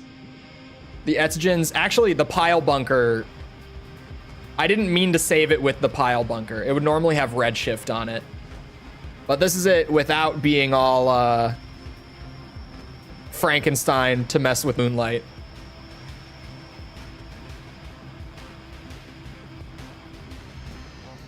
What are you talking about? Ranks are going down after the 29th if you're B rank or above. What is this you're talking about here, Gale? Explain. They're demoting everyone across the board after February?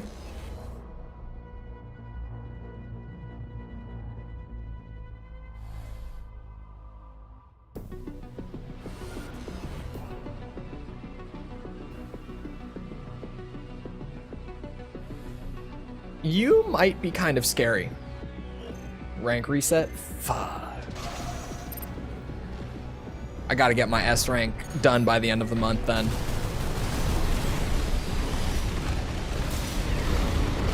When did they talk about this? Did I miss something? Was this with like the patch notes? And I just didn't read all of like the little fine bits at the bottom after all the adjustments and stuff. Oh, there's the connection. Leaderboard reset? Okay.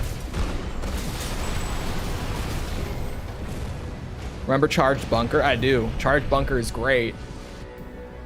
Oh, from the very first ranked announcement. Wow, I just completely missed it then. This is the first that I thought I had heard of it.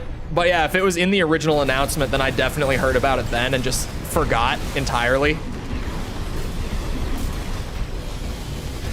Oh, Jesus. Yeah, laser rifles hurt.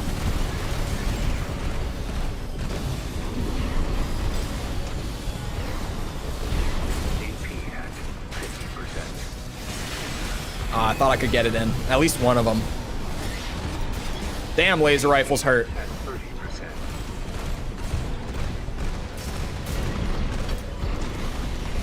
Oh, this generator does not have as much capacity as I'm used to.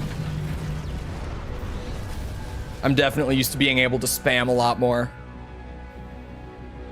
Spam quick boost, I mean. I'm also used to playing lighter. I'm used to zipping around a little faster too.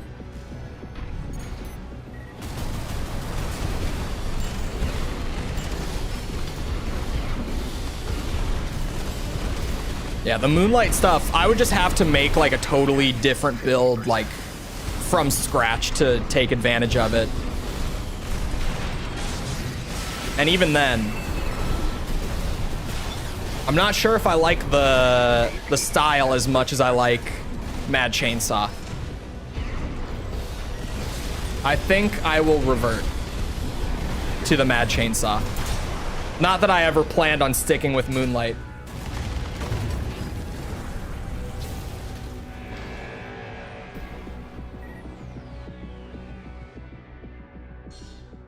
We'll go back. I gotta mess with the Sampus a bit more too. Because with the projectile speed, they feel way more consistent.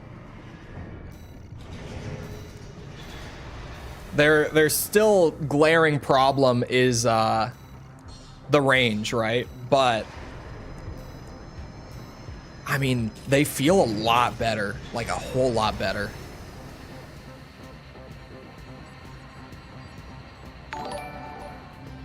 Time to put the fear of God back into A rank. Zach, thank you for the sub. Appreciate it. If only A rank was more like B rank was. Because goddamn, the Mad Chainsaw running through B rank was something. Up here, it feels like there's a lot more people who just have more synergized builds and in general who know how to play the game better, as you might expect from going a whole letter rank up. But man, when we were down in the B ranks, it was beautiful. It was beautiful. How are they feeling? Pretty good. I don't think I would say that they feel better than Vientos, but they don't feel a whole lot worse either. Like they feel not quite on par, but not far behind. Oh, stun baton. Ooh, assault armor. Ow, ow, ow, ow, ow, ow, ow, ow, ow, ow, ow. I was not ready for the assault armor. Maybe I should try those things. Oh, I was close. Project Wingman Monarch logo. Their name is Monarch too. So this is just a Project Wingman fan. You think they've ever commented on one of my videos asking if I'll ever do a Project Wingman video?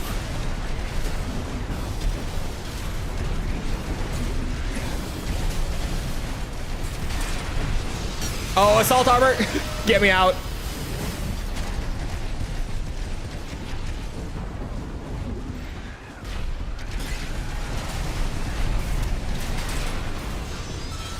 I didn't have time to charge. Oh, I kind of threw.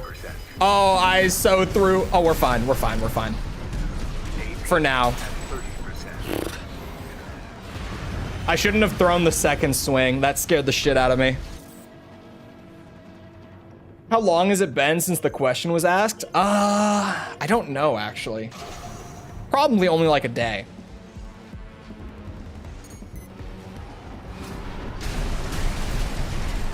Because even in the weeks where I don't upload an Ace Combat video, it's still like I get the residual comments on the older videos. Oh, I'm dead. GG. I didn't think ahead.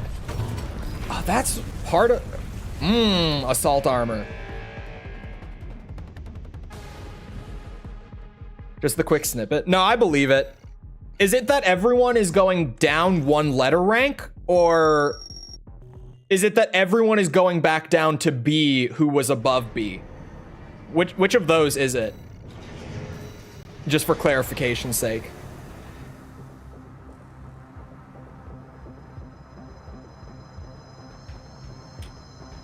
As long as I get to S rank before the end of the month, I'm good. Even if I don't, B rank with Mad Chainsaw, at least the first time through, was pretty easy breezy.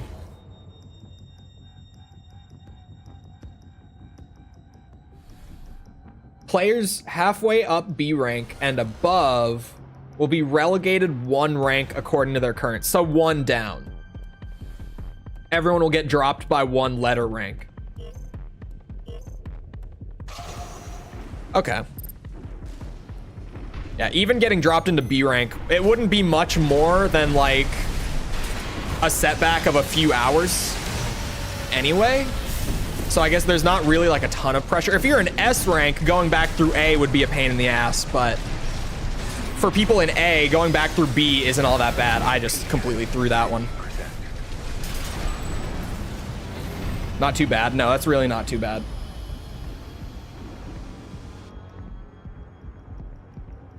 And yeah, my goal, because I'm not a PvP guy, I just want to get the S without hard meta or anything to prove myself. And I've learned a good bit about PvP from doing it, which is nice for just like participating in the discussions about it and such. You can use that assault armor, man, but like the damage is done by the time that comes out. It does save him from instant death. Oh, I might be dead here. There's no way I win this round. But I survived the baton barrage.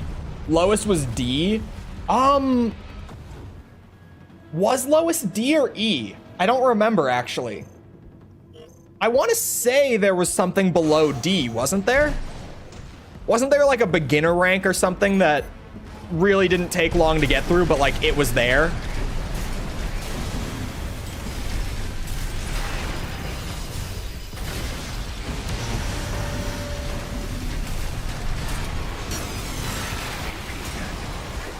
Deado mode. GG to Monarch. They're fun to play against. As soon as I remember that they have assault armor, I'm good. But when I'm just sitting here like on autopilot, I just take the hit stupidly. There's the D ranked rank, huh? Oh yeah. There, you can see it on my team ranking. Yeah, there's just unranked. So there is like a beginner rank below D. Where it really is just like, the only reason you're there is you just really haven't played. Because I don't think you lost rank points for losing down there. I think you pretty much just have to get like a minimum amount of wins and then you're out. Dual assault rifles. Kiting build. Looks a little on the heavy side. For me, at least. I might be okay. We'll see. Come here, Desert Storm. We'll see. Oh, hard kiting build. Okay.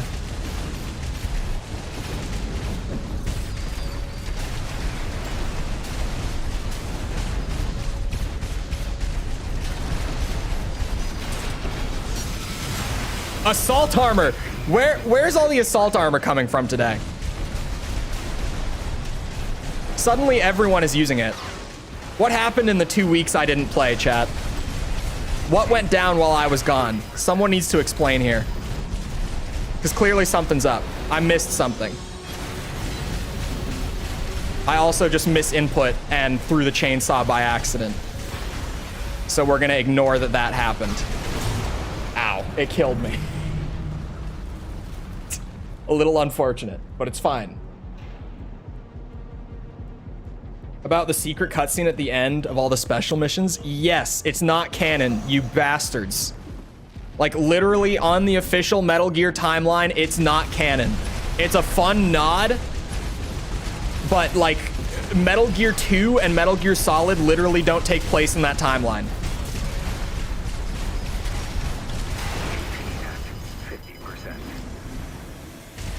You bitches.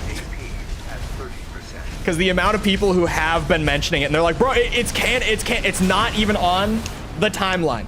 There's an official Metal Gear timeline from Konami. It's not on it.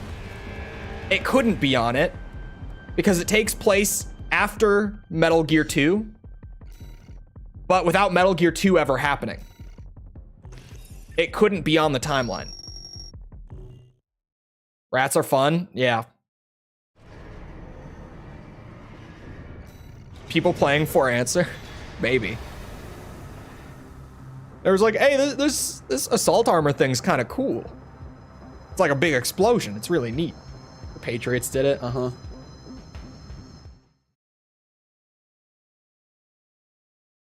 It is referenced in Metal Gear Solid 2, though, which is funny. But when I say that it's referenced, I mean that it's referenced while the AI is like freaking out and just saying a bunch of random shit, like the space worm with the tuning fork. It mentions the Gallowayed base in one of those messages, the base from Ghost Babel. So like that's the reference. But I mean, that makes Ghost Babel, if we're just going off of that, about as canon as the space worm with the tuning fork on Harry Carey Rock, or whatever the hell the line is.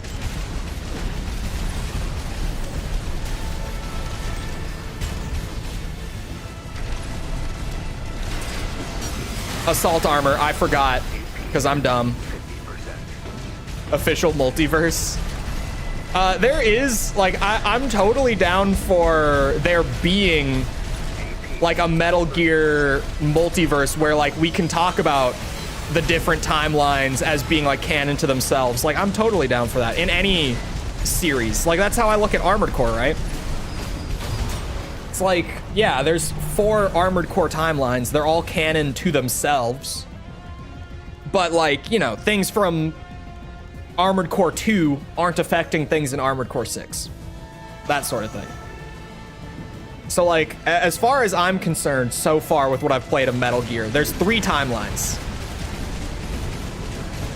There's Metal Gear into Snake's Revenge. There's Metal Gear into Ghost Babel. And then there's, like, the actual canon timeline. Like, Metal Gear into Metal Gear 2, into Metal Gear Solid, into Metal Gear Solid 2. They can all exist, but they're not all canon to one another.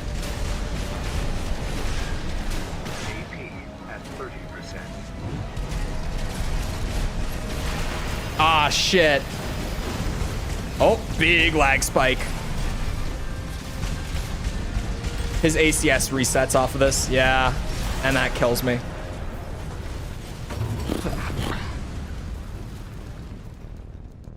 Could be thought of or as a VR training mission. That's how a lot of people do look at it. And I think that in that timeline, that is what it is. But it's a whole other timeline. It's not the same Raiden. He wasn't even called Raiden at that point.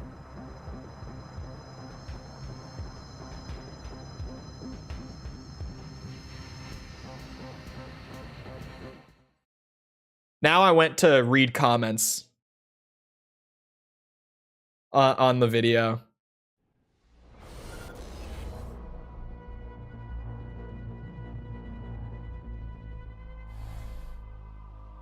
The most recent comment on the MGS2 video is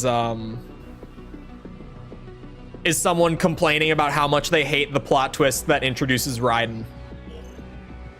And how they wanted to play Snake, and how Snake feels like a side character. It's funny to hear that as a complaint, that like Snake feels like a side character. Because when I was doing the research phase for MGS2 and like looking into the interviews with Kojima and stuff about like why he did certain things with that game, plot-wise and all that, he has an interview where he said that Raiden was introduced for 2 reasons. There were 2 things behind why he introduced a new character for MGS2. The first was that he and the team were struggling with making the tutorials sound natural to Snake.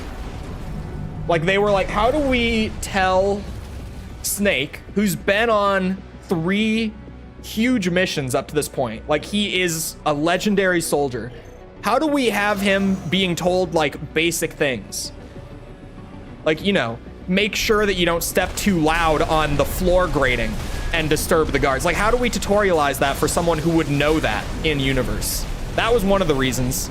And the other one, quite literally, as stated by Kojima in an interview, it was that he wanted to view Snake from an outside perspective. Like, he wanted you to see Snake, but from the perspective of another character in universe, rather than from the perspective of controlling Snake.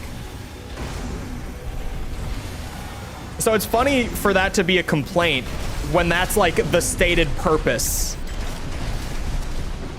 And it's fine to not like it, even if it is the stated purpose. But What's that thing I always say, chat, that some people really don't like and disagree with? But what's the thing I always say? Intent is important. Very important. Intent is like the basis of all analysis. If it weren't for Raiden, we wouldn't have MGR. True. Saw a trailer for Legendary Tales. Thought of a Kingsfield VR game. Feels like that's the only way the series can come back, if ever. It's not coming back. It's Kingsfield.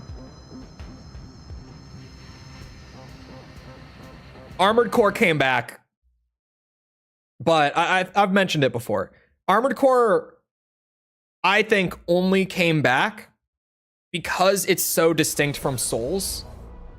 Whereas, like, Souls... Yeah. Pause. If you go back through the lineage of their other games... Hello, Rymus. Elden Ring is, like, a direct... what's the word I'm looking for? Descendant of Kingsfield. Like, direct, right? Whereas Armored Core definitely is a descendant of Kingsfield, but it's kind of like an indirect descendant. Where, like, there are loose ideas that made their way over, but not, like, core gameplay systems and mechanics. The way that it is with the Souls games. And, I mean, the big example that I'm always going to use, Elden Ring. And I use the Elden Ring example. I know that people are sick of it, but I use it because, you know, it sold 35 million copies. Like, that's the example. It has to be, right? Question of the day is dead. You got a question of the day, Sepper? Throw it out. What is it? I'll give you question of the day. Write one for me.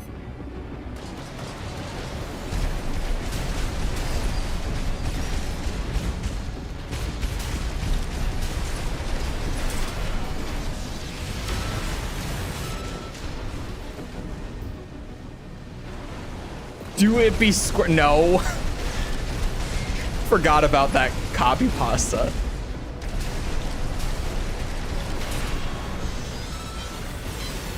No.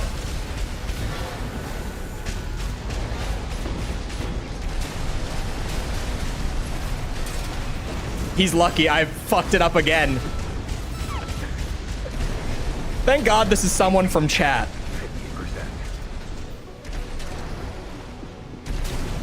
Actually, is it worse if it's someone from chat? Because he knows what I'm doing wrong. He knows that mistakes are being made more than, like, some random would.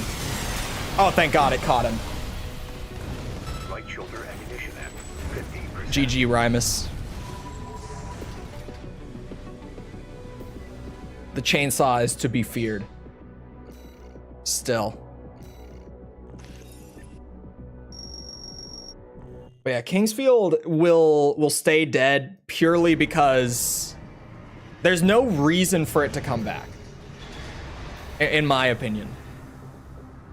Other than, like, maybe a continuation of, like, that world, but that's the only reason.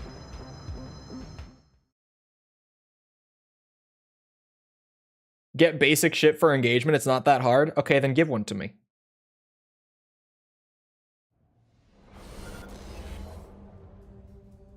Because I have a list of like 200, but as soon as one repeats, someone's like, we've seen it before, when it was like 6 months ago. And it's like, yeah, I can only think of 200 questions. My bad. Tom McDonald. Who? Apples or pears?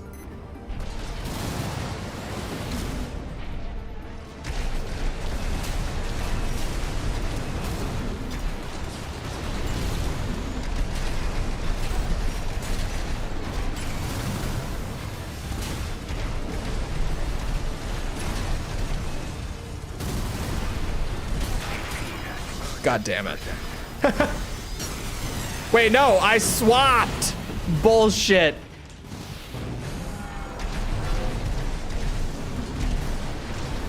Made the legendary rap song with Ben Shapiro. Wait, what? There's a rap song with Ben Shapiro. Is it as hilarious as I would expect it to be? Or is it like so cringe that it's not even funny and it's just kind of like secondhand embarrassment? Did you delete Twitter? I don't really use it anymore because it's shit now. Like, I genuinely have just progressively used it less and less because it's actively unenjoyable to use now. And I'm someone who enjoyed it when everyone was like, oh, Twitter's such a cesspit, man. This app sucks. Like, I can't even bear it anymore. I can't sit there and scroll Twitter. It's such a shit show. It somehow got worse. Like, it was never great, but I was able to enjoy it. Now it's just worse. Live reaction? I can't. If it's an actual artist, it's going to be copywritten out the wall. Speaking of copyright.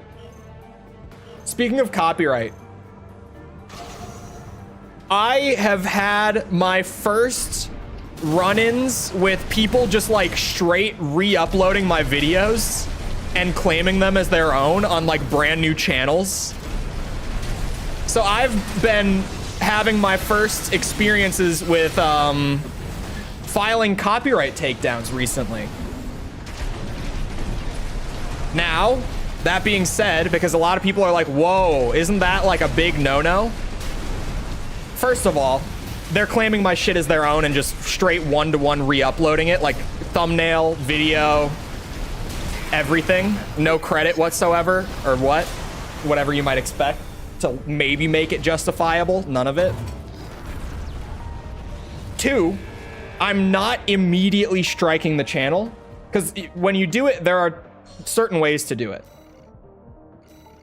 You can just have YouTube immediately take the video down and issue a copyright strike. That's not what I'm doing. I'm issuing 7-day warnings where they have a week from YouTube verifying that the takedown is legit, which they do. They have a week to delete the video themselves and have no repercussions from it. I'm doing that. But if they don't take it down within 7 days of the strike being filed, then they get the strike, which is very fair. But there's been a lot of it. Like, it genuinely started like 3 days ago, and it's just constant all of a sudden. I've had to file so many takedowns. It's crazy. It's not fun to sit there and just file legal copyright shit for like an hour at a time. It's really not fun. So whoever's doing it, if you can hear me, stop that shit. Cut it out, because it's not fun for either of us. You gets paid though? I don't. That's not how it works.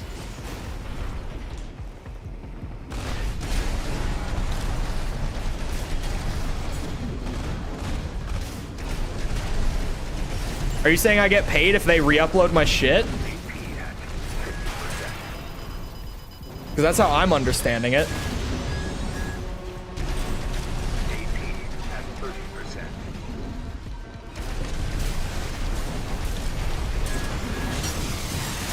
Oh, thank God. That would have lost me the round. Why don't I just sue them then? Because I'm giving them a chance to just take it down and cut that shit out. But I was talking to False about it recently, actually. And I was like, if the same channel, like after getting a few takedowns and me like letting them get away with it with no consequence, if I see like the same channel continuously do it, I'm gonna start just issuing immediate takedowns. Like, you only get the 7-day grace period warnings for so long, like so many times, before I'm just gonna start issuing takedowns.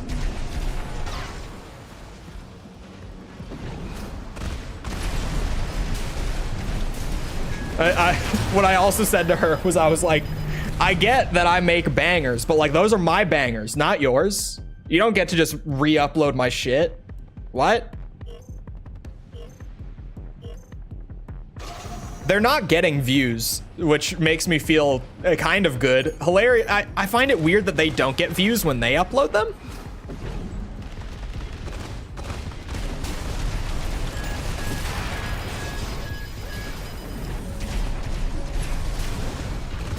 Like, I don't know if maybe YouTube, well, actually, yeah, YouTube, like, the reason that that I'm even aware of these in the first place is that YouTube's, like, automated copyright systems brought them to me, and we're like, hey, are these yours? Because we think these are yours. These are yours, right? So maybe that same system is kind of, like, waiting for me to say yes or no before it starts, like, sending them out. I don't know. But it's really weird for videos that I upload to get like however many thousands of views in like a couple weeks, let's say. And then someone else uploads them and they get like 4 views, like total. Right? Kind of weird. There has to be something to it. Like the automated systems might have something to do with it. I don't know.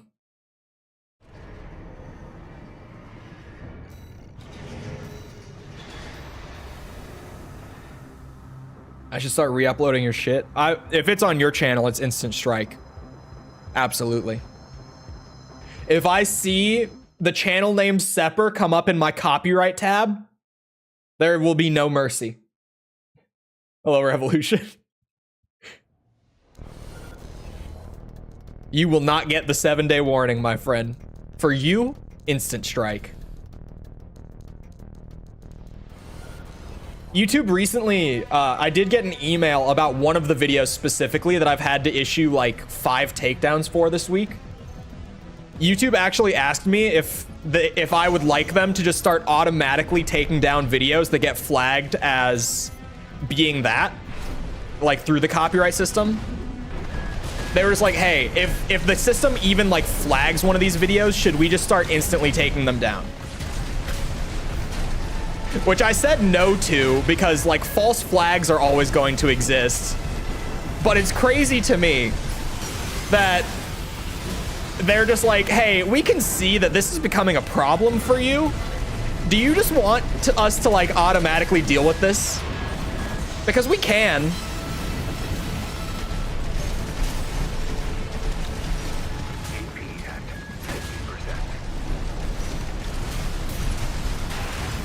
Ooh.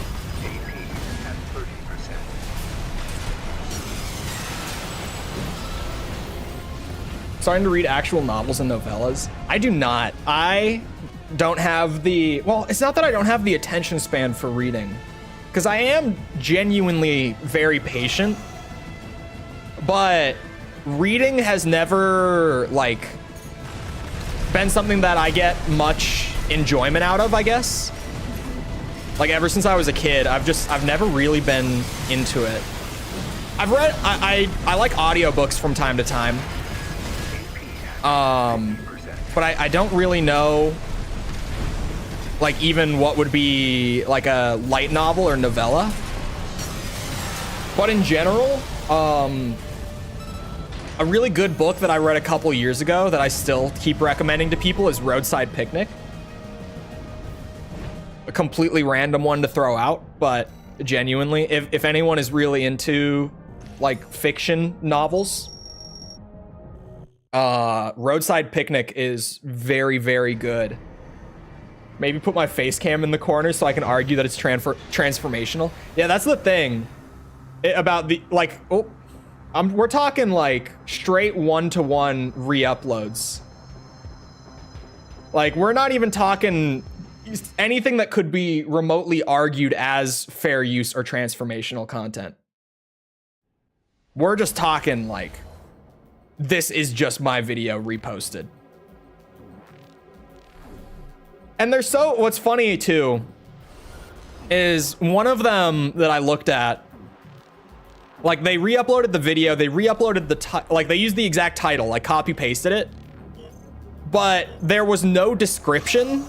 And why? There we go. I wasn't tabbed in. I was like, is that it? There was no description. It was completely empty. And there were no tags on the video either. So like they just ripped my video and they couldn't even be bothered to like do the back end like search algorithm stuff to get the video to send out to the right people. You know, the stuff that like gives YouTube a basis of what audience you're trying to reach. They just didn't even do it.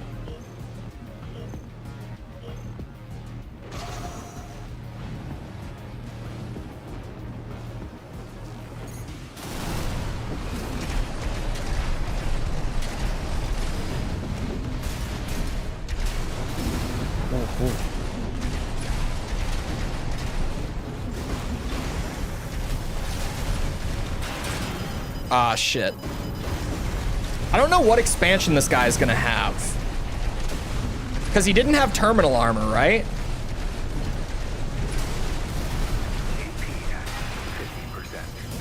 No, don't kill me. He has pulse armor. This is bad. Especially because I misplayed it. That was bad. Those Etchigens are good, man. Live Seppa reaction would go hard. Live Seppa reaction would definitely be something. I mean, if it's like actual React content, like I almost definitely wouldn't strike it unless it was like the, what was the guy's name? Like years back, the guy who would just legit like sit there and nod at videos and just play them in their entirety. Who remembers this guy? Someone in chat will know who I'm talking about. Who was that?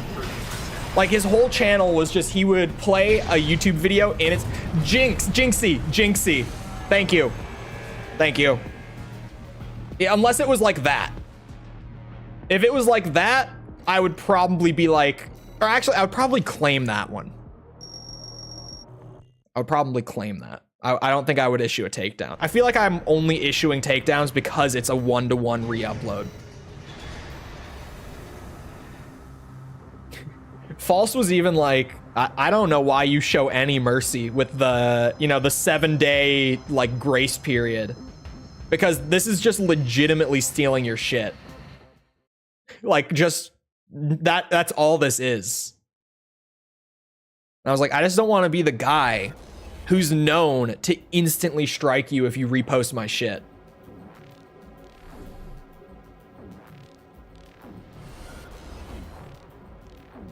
If it was transformative, like genuinely transformative, I wouldn't have a problem with it.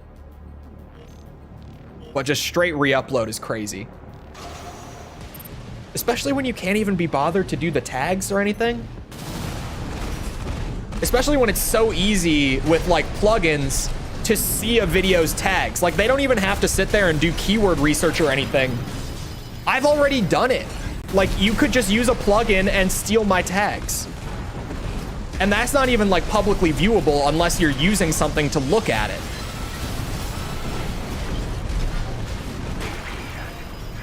Oh, ow, I'm dead.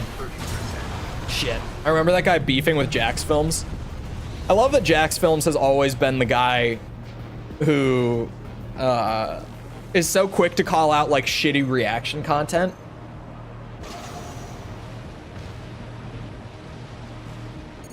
Thank God nothing weird or bad came from that, right, chat? Thank God, like that, you know, he's totally okay and that it's never come around to bite him in the ass in any way, shape, or form, right?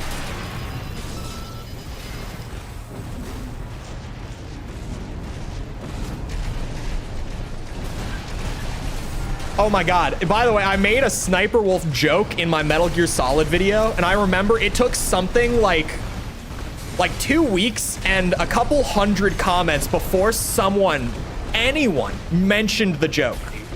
Like no one so much as even acknowledged it until like 2 weeks after upload, and like 200 comments later, someone finally was like, the Sniper Wolf joke was peak or something. I don't remember what exactly it said.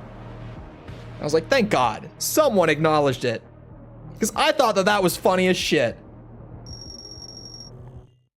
I need to take this sweatshirt off. It was really warm in here. It's been warm as hell. Hell, YouTube. I wasn't gonna say a naughtier word. Maybe it wasn't a good joke because I don't remember it. It was a good joke. Someone caught it.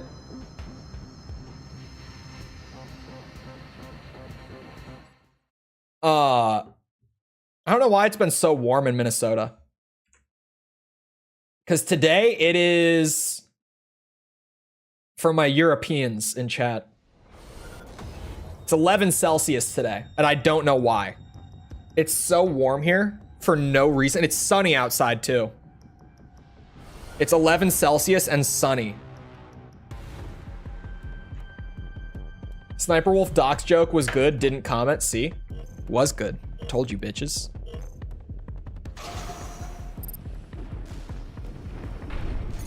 $11 Celsius is warm for you? It absolutely is in February, yeah.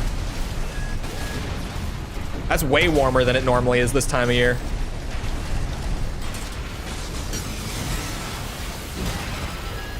AP at 50%. AP at 30%.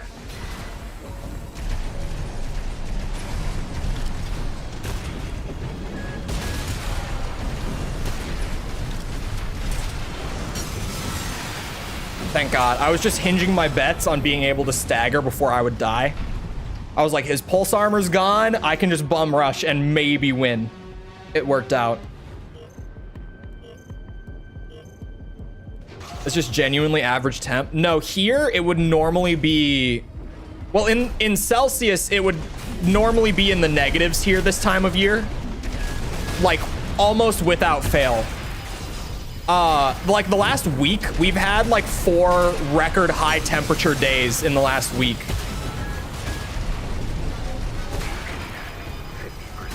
It's just because it's cold here. You live in the north? Yeah. It's just because it's cold here normally. And we've had like record high temps. For Americans, it's like 50 some today. I don't know. I could look actually. Yeah, it's 54 degrees today.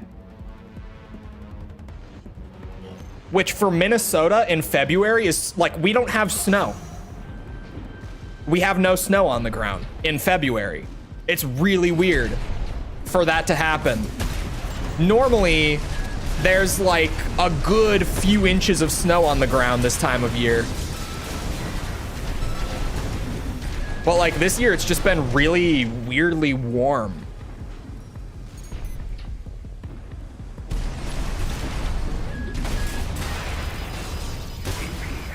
Like 54 in Minnesota, we're talking like late spring, early fall kind of weather, but in February.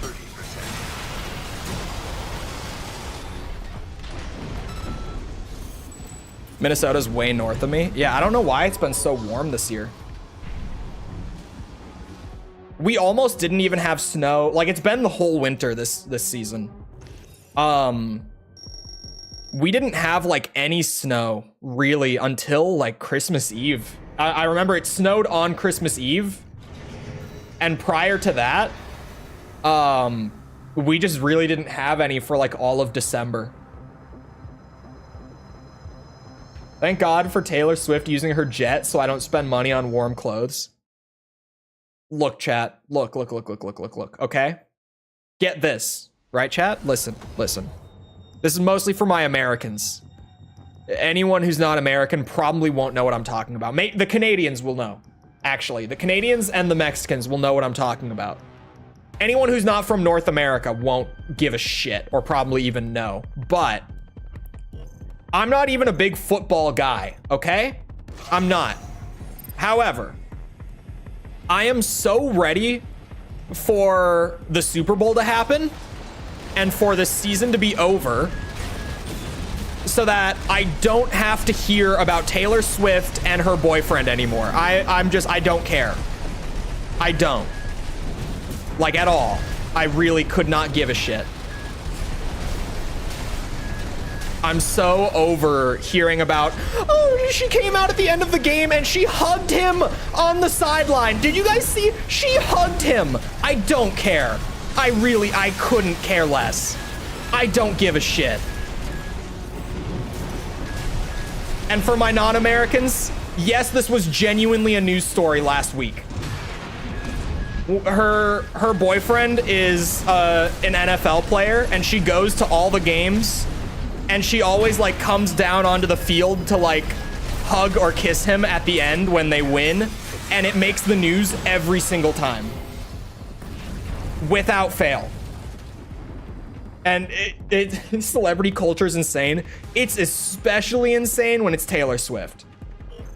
Like, let's be real. 2023 was just her year and we all lived in it. Okay? Like, really, she's been inescapable for like the last year and a half.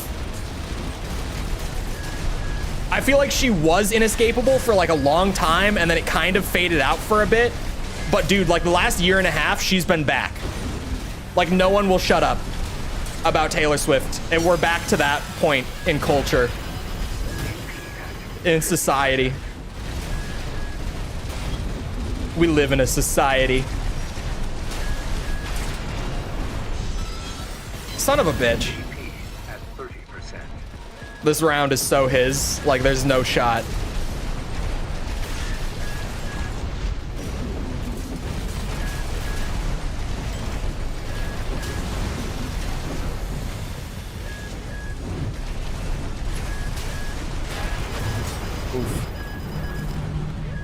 She has the most rude audience. I have also been to a Taylor Swift concert, and I can agree that the people there were highly unpleasant.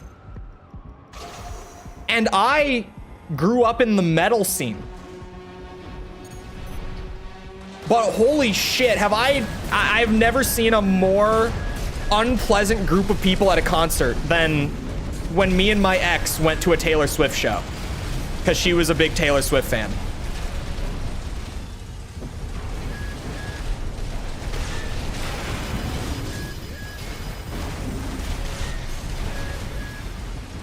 New gen Kanye stans are worse, not gonna lie.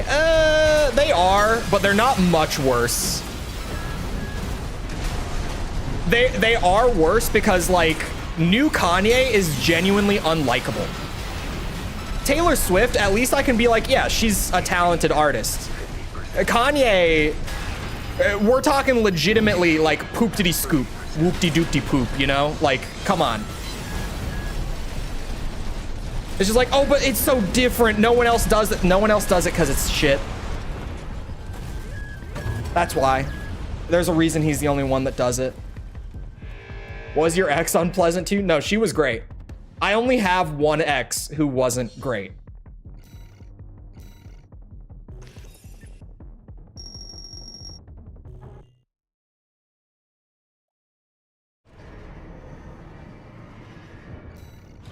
I'll take the mosh pit at Metallica any day.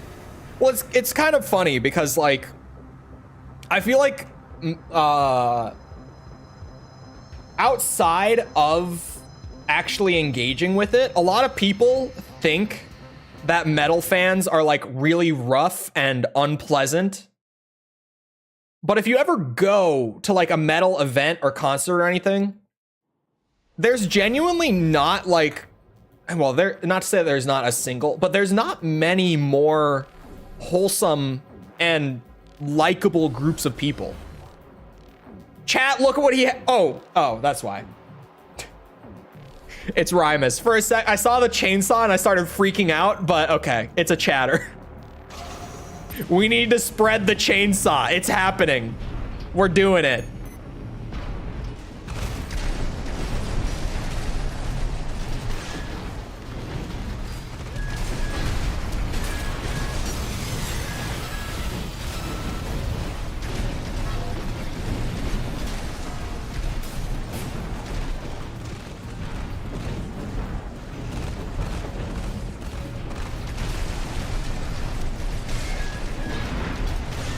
Oh, the grenade launcher's not a bad play. I see the vision. That's bullshit. That's horse shit that didn't connect.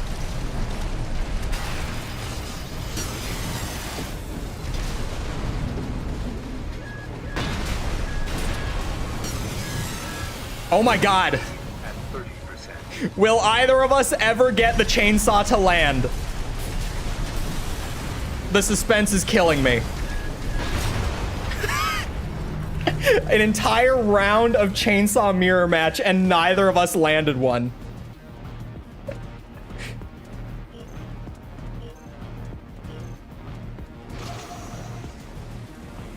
Remember when every metal band had an emo support act at one point? Absolutely. Because it always felt really out of place when you went to like an actual like hardcore show and it opened with like emo rock. And look, everyone likes a little emo rock, okay? If anyone tells you that they don't, they're lying to you. But it's just like, it feels wrong. It doesn't feel right. Chainsaw wielders, I'm just happy I got mine to land. It's a start. Now things are going how they should be going. All right, chainsaw attacks are landing. Insta melts are happening.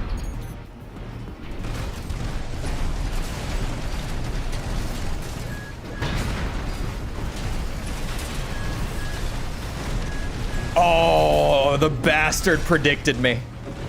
He's in my head now. I thought I was in his head. He was in mine all along.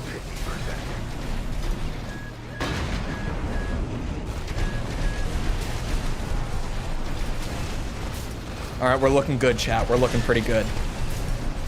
We are positioned pretty well here. Oh. GG. Chainsaw mirror match is actually very fun. Chainsaw mirror match is a blast. Because knowing that it's a matchup where as soon as one of us lands a proper melee attack, like the round is over. It takes one good hit for that round to be over. It's tense. There's a good bit of tension there. Racing to get a stagger and then actually trying to get it to connect. It's good. I think more people on ranked should be using the chainsaw. Absolutely. What people think are metal fans are actually Death Grips fans. Yeah. Yeah. It's this guy again. I haven't been able to beat this guy. Maybe this time. This is the time that I win. Right here, right now. YouTube emojis are so outdated. Bro, all the COVID ones that they still have. Like elbow cough. Okay, to be fair, chat. Elbow cough was an emote that they added like with all the other COVID ones. And elbow cough is still like one of the greatest emotes on the lineup. We all have to agree.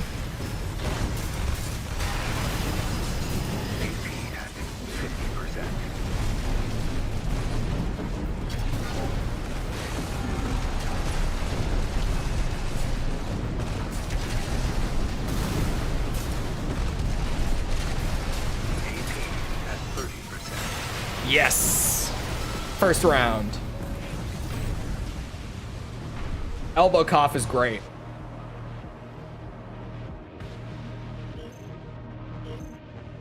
I also like, I think the emote is called like fuchsia face yelling or something like that. I'm trying to think, what are the other good? There's the red one that's like glaring, the little red guy who's like doing the glare. That's a good one. YouTube does have some good emotes. They're kind of weird, but they've got some good ones. Pop that pulse armor.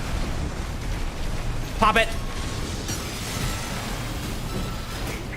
I had to actually throw the chainsaw to make it happen. Oh no, I'm dead. All right, he took that one. Face red, droopy eyes. Thank you. That's what it's called. I thought it was just a dab and they were 4 years late. It is a dab, but they tried to make it like an elbow cough, like COVID joke. It's unironically pretty good. Will Smith eating spaghetti emoji.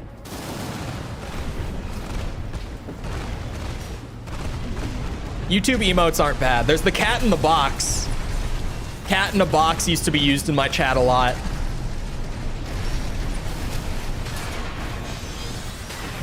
Oh. That's really bad. Super bad. I lost.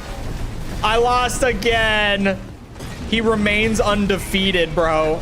I can't get a win on this guy. He's just better.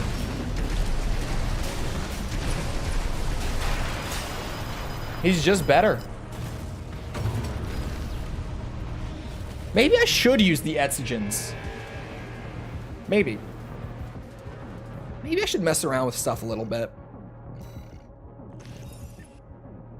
Because the Sampus are really consistent, but I've seen a lot of people using the Etsogens today, and like that guy, I've seen people beating me with them. So here's what I'm gonna try out real quick. Let's go Javelin to get the stagger build up, and Etsogens. Oh, I'm overweight. I'm a fat piece of shit.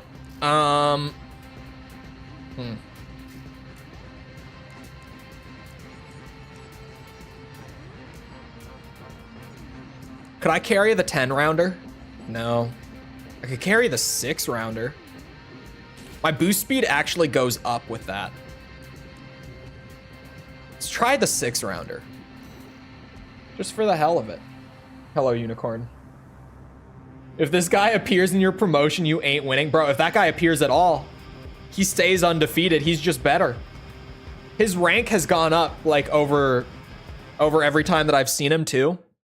He's been climbing through A rank at a steady pace. He's just better. Simply.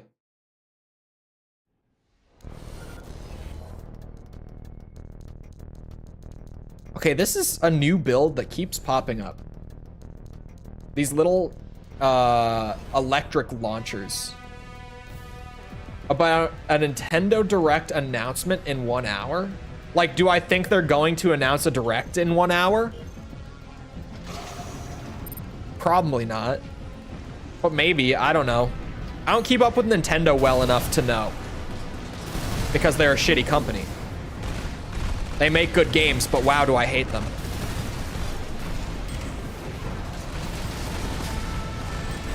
I hate what they represent.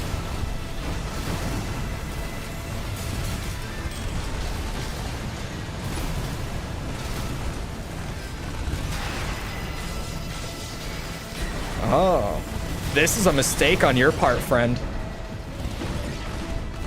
You really should have saved that.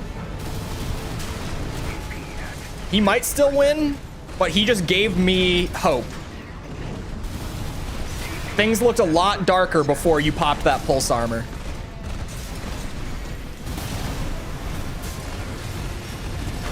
Ah, it was close, man. It was close. I'm a Nintendo fanboy. They don't deserve you. Leave them for a better company. A company that makes good games and doesn't treat you like garbage. They exist. Trust me. They definitely exist. Bandai Namco. Recent years. Be a Bamco fanboy. Souls games, Armored Core, Tekken. That new Dragon Ball game that's looking gas so far.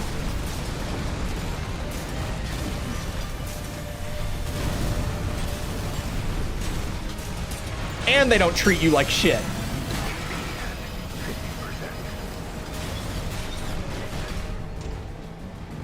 Hell, Microsoft at this point. Not perfect, but better than most.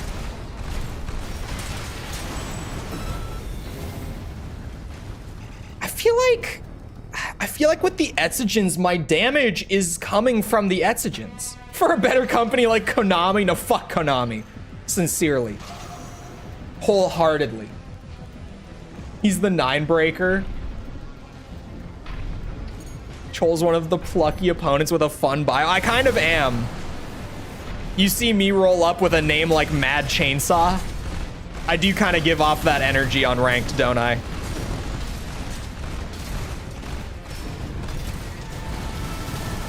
Could I at least be like one of the noob killing ones at that? Because like, you know, if you don't properly play around the chainsaw, you are just gonna get rolled through real fast.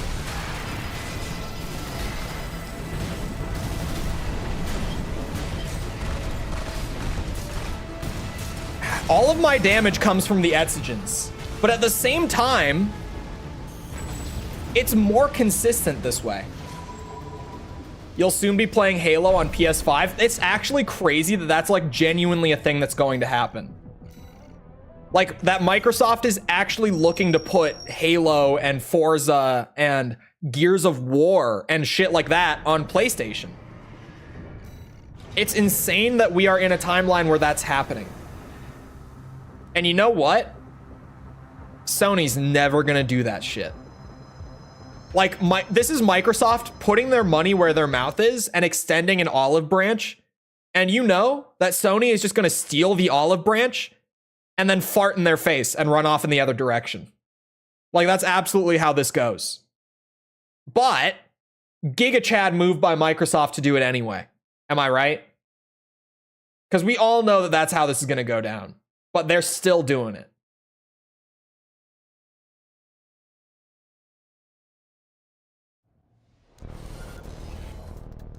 It's kind of based of Sony, though. Now, Sony's a shitty company nowadays, too. I don't like what Sony does either. Not quite as greedy, but close. They're getting progressively worse, is the thing with Sony. They're not awful yet, but like a decade ago, they weren't bad at all. They've just progressively been getting more greedy, like over the last decade, and it's starting to get like noticeably bad. Like it's starting to kind of be like, oh, this is maybe about to become a problem, but it's not a problem yet. So like most people just are kind of ignoring it and not really talking about it. But we're definitely moving in a really bad direction with Sony. The only good thing that I can give them is that they are moving their games to PC. But even then, like, they're doing them very slow rollouts. They're still doing timed exclusives. Like, they're not fully dedicated to that either. It's kind of like a half measure so far.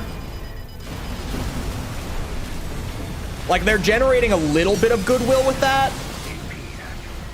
But if they fully committed and they did like simul-launch first-party properties, they could get so much more goodwill from the overall gaming community. And what's also weird, oh, Session has, did they quit? They quit, didn't they?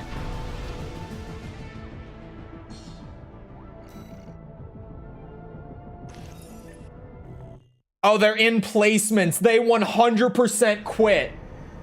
Oh my God. Some people will do anything for the rank. Some will do anything for that rank. They really will. Make very good games, and they do fund a lot of game development. They do. They do. But, like, you know how big the Final Fantasy launch is going to be this month? Imagine how much bigger it would be if it wasn't just on PS5. And I'm not even saying if it was on Xbox and Switch. I'm not saying imagine if it was everywhere. I'm saying imagine if they just added PC. How much bigger that would be.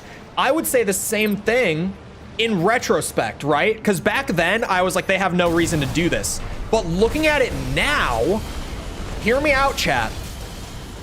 Spider-Man 2 might not have sold as poorly if it launched on PC at the same time. Because those who, I've talked about it a lot when it comes to like Sony and branching out into PC. When Spider-Man released on PC, Spider-Man PS4 that is, it actually sold like 50% of its lifetime copies on PS4 on PC. So it boosted the game's lifetime sales by like 30%, just that they ported it to PC like 3 years later. So imagine, or sorry, 4 years later. It was 4 years later. Imagine if Spider-Man 2 launched on both. The game might not have been so far below expectations had they opened themselves up to more of a market. More of a market that clearly wants the game, but that they're, for some reason, just holding out hope that that market will buy a PS5 instead.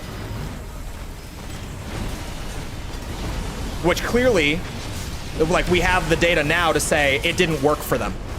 Like, that was the plan. It didn't work. 30%. Is this a weird take from me?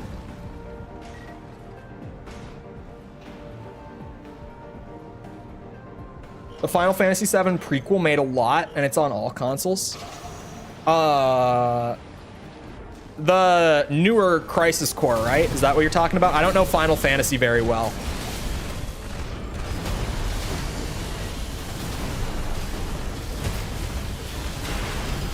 Oof. 50%. I think that the only reason that sold on all platforms was because Sony didn't have it as part of their deal with Square. Yeah, the remade Crisis Core. Okay. If you're nothing without the rank, you don't deserve it. Tony Nineball Stark. Exactly. If you have to quit out to get your rank, you didn't earn that rank. I'm just putting it out there. The dude didn't even go a full round with me. Like, he got to the very end of the first round and quit. Is there a reason for that? Oh, there might be. Hold on, chat. People who have had people quit on them in matches, because I actually haven't seen it very much.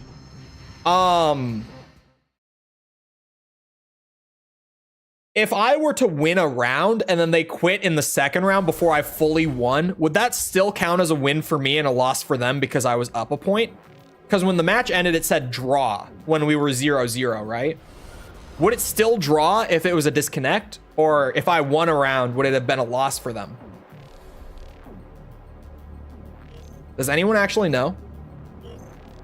I wish the voice actor for Zack wasn't so bad in the remake. As someone who watched a lot of a playthrough from a friend playing Final Fantasy VII Remake, a lot of the voice acting wasn't very good. There were standout performances for sure. Like, some characters were great. But those characters, it was a select few characters. AP at 30%. Ow. Holy shit. I took my demotion like a man. I actually demoted back into green ranks once. I'll admit it.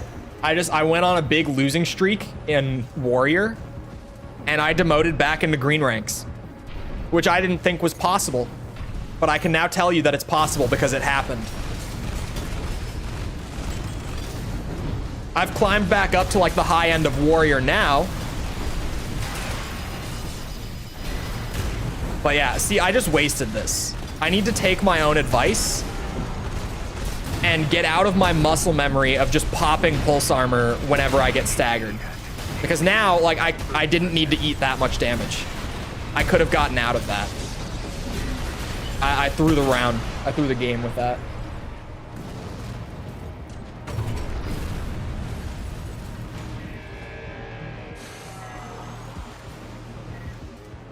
Oh, are you talking specifically Crisis Core?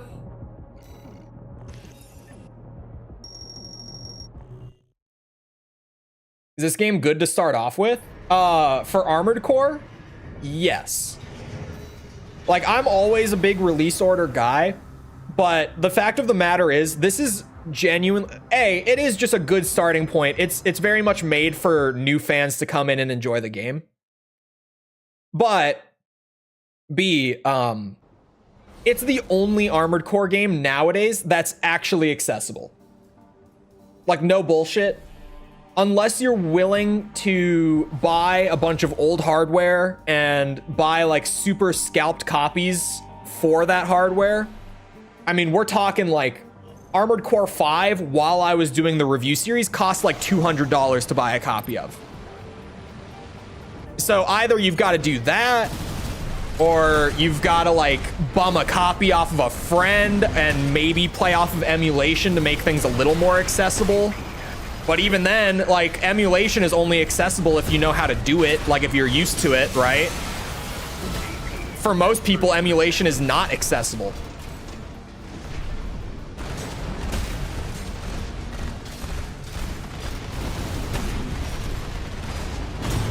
Oof.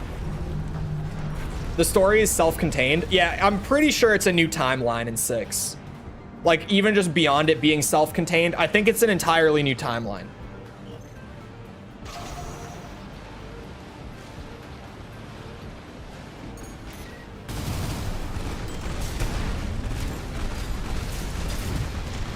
I think FromSoft could, like, judging off of the success of this game's release, and from all of the discussion about this game, also leading to a lot of discussion around Gen 4 Armored Core. I'm not even saying, like, you know, FromSoft could release like this massive collection of old Armored Core games. What I'm gonna say is FromSoft is missing out on a lot of money, I feel like, where they could literally just bundle like 4 and 4 Answer together for modern consoles, and I feel like that would sell really well. Because for a lot of new players, 4 and 4 Answer are the games that they look at and they're like, that looks awesome. And to be fair, it's because 4 Answer is pretty awesome and 4 is good.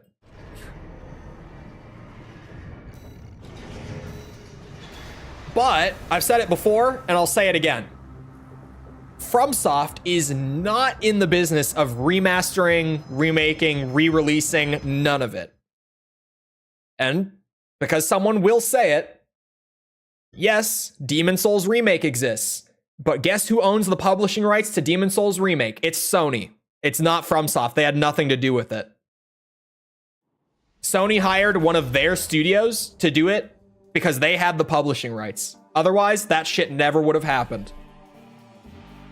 No way, no how.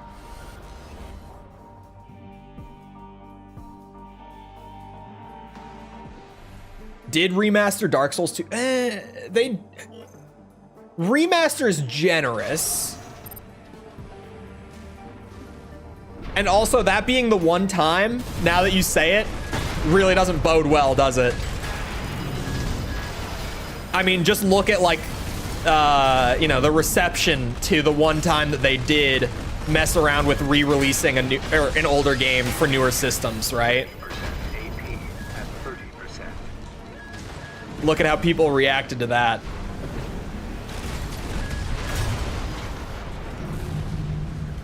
FromSoftware had something to do with it. Oh, Dark Souls remastered? I know that FromSoft didn't actually develop the Dark Souls remaster. I don't know the full story with that one. But I think that that even was mostly Bamco. And I think that that was more like, hey, we know that PC port is like actually unplayable. And we know that Dark Souls will make a lot of money. So we're just gonna do this. AC2 with online play. Really, any, like, an old gen collection would be great. They don't even have to do, like, you know, 9 games in a collection or anything ridiculous. I say ridiculous in terms of, like, they'd be leaving money on the table sort of thing. They could even just do, like, package each generation and re-release them one at a time. Like, do a Gen 1 bundle, you know? Armored Core, Project Phantasma, Master of Arena. Port those to PC, just, and newer consoles, for example. Give them widescreen, raise the frame rate cap. Dude. The frame rate is, like, genuinely my biggest issue with Gen 1. Just give it native widescreen, raise the frame rate, bundle them together like a Master Chief Collection or a Master Collection or something. They're all mod. You could do one generation at a time, sell them all for full price. Because then you're getting at least 2 games for $60 every single time. It might be a bit of a stretch for, like, you know, let's say AC3 and Silent Line being $60. That might be a bit much for a lot of people. But, like, it would be sensible. It wouldn't be ideal, but it's like, it's realistic. It's a good business model for them. It's not awful for consumers. It's not perfect for consumers, but it's not bad.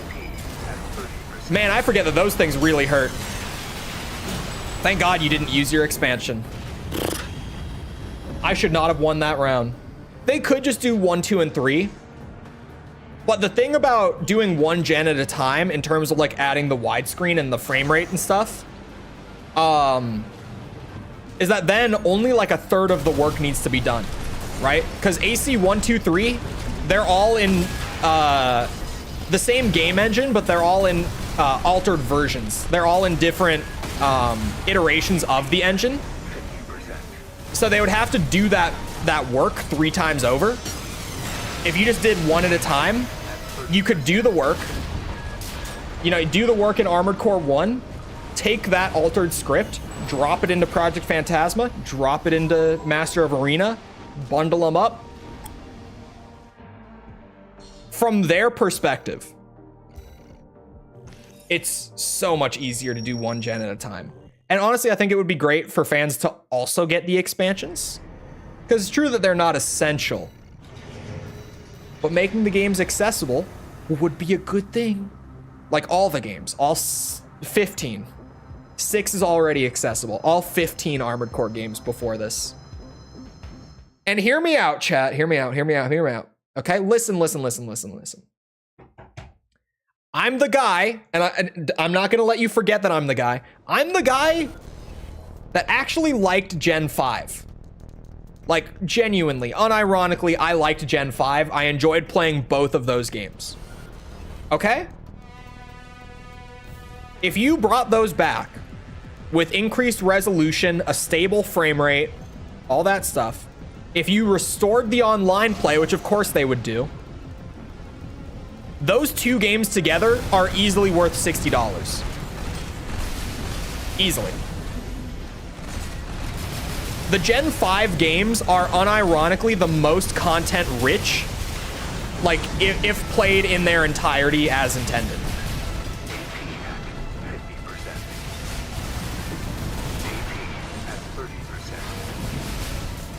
And even as they are now, like, they're both very content rich, even without official server support.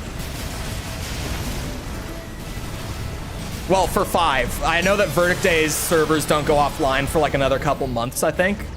I don't remember when they were scheduled to go down. I know that the Verdict Day servers are shutting down at some point in like the first half of this year. I think it was sometime in spring. I don't remember. But they're shutting down soon, or maybe they already did and I just forgot. Like, I don't know. Also, hello, Rymus. I noticed. I was on a tangent. I'm cooking up dreams that will never be realized. I'm putting hope in people's heart. March, thank you. I'm giving them false hope. Knowing full well that this is never going to happen. I'm just spitballing. And I'm actually cooking. Oh, lucky. Right as the stagger went off. That was close. It was very close. My boy was like 3 seconds away from chainsaw to the face.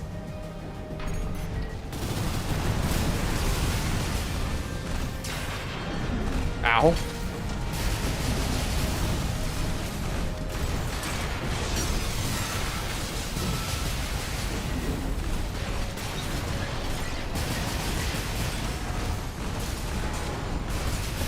Hear me out, chat. That was a mistake. I have made a severe lapse in judgment. At 30%.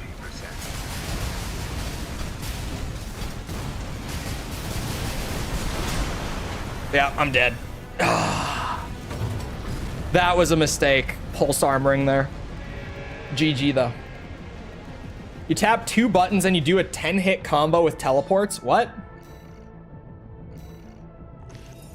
What 2 buttons? Asking for a friend. Asking for a friend. Called Armored Core Delta.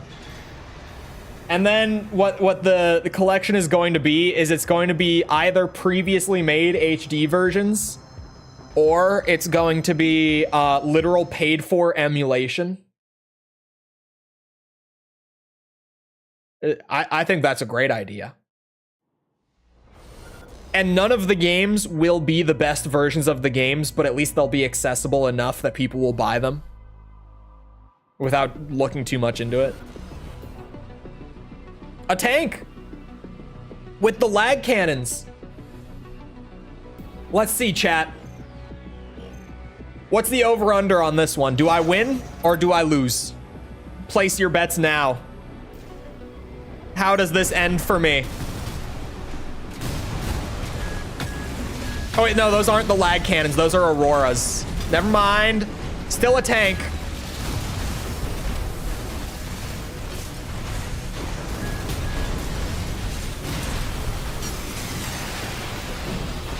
Oh. See, it's not insta-kill on a tank, but like... it's so much better.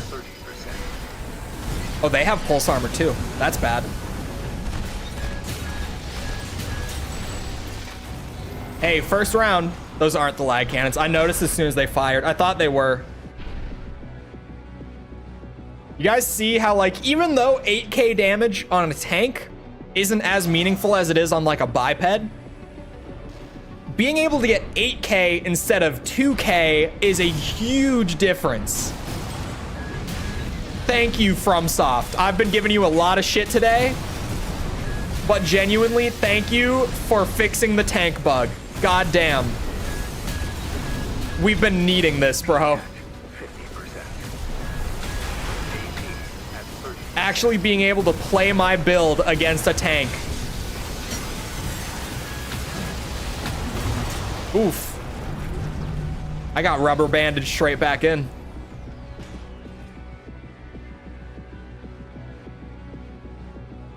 For $40, which is what it should be priced.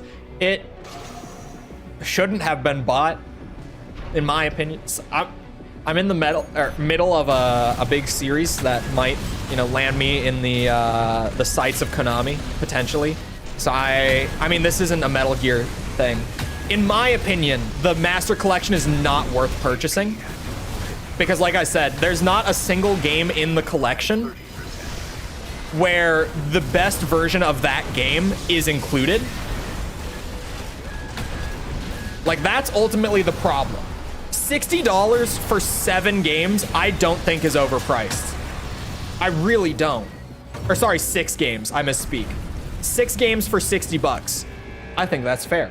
Even if the games are old, that's $10 a game. I don't think that's unfair at all. But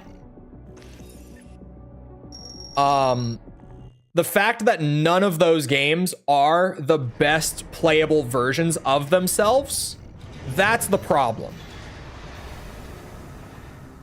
Like, the entire point of the collection is to make, not only, because seemingly Konami thought that the point was purely to make the most accessible version in the modern day.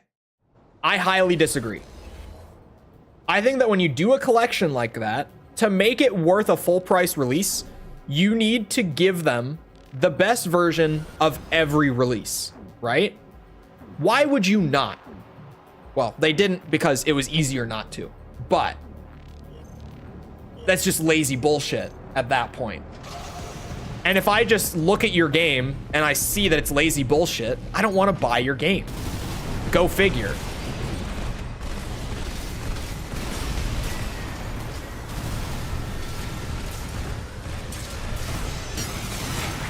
What? I just like bounced off of him even before the missile came in. What happened?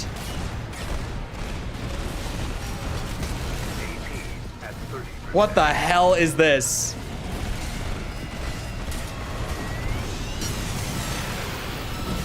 Shit. I think they did the minimum because they'll be remastering them all. Maybe. I don't think it's a secret at this point. Suffered daily as a Yu-Gi-Oh fan. Do they... Is YGO... We're talking Yu-Gi-Oh, right? YGO? I don't know what else it would be. Unless I'm just forgetting something really stupid.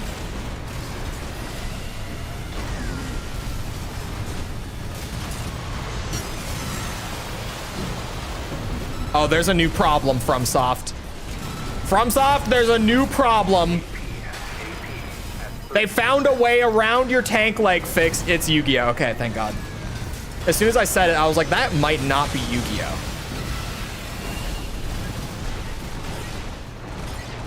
You guys.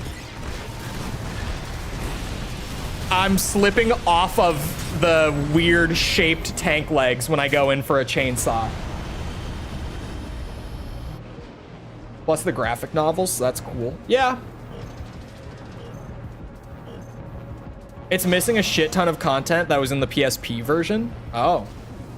Also missing DLC from the original. So it's just the base game. I mean, isn't Atlas, to my understanding, kind of known to do stuff like that? At least that's what I've heard. I could be entirely wrong. But I've heard that Atlas is not amazing with their, like, consumer practice.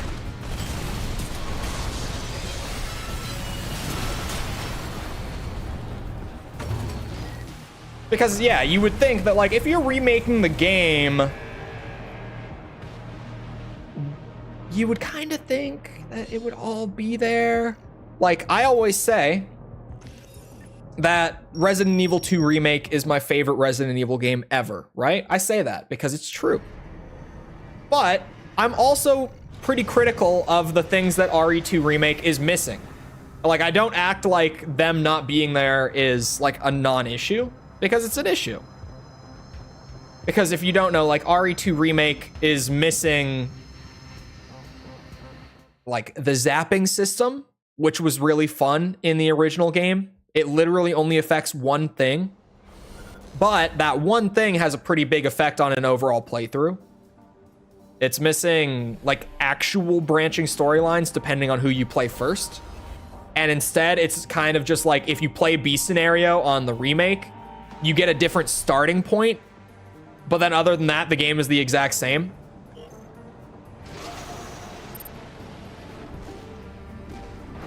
Like, there are things missing from RE2's remake. Even with those things missing, I think that what's there is remade well enough that it's my favorite. But those things are missing. I see bullshit, I call bullshit, right? Even when it's my favorite game in my favorite franchise. I see bullshit, I call bullshit. Actually, especially when it's my favorite game in my favorite franchise at that.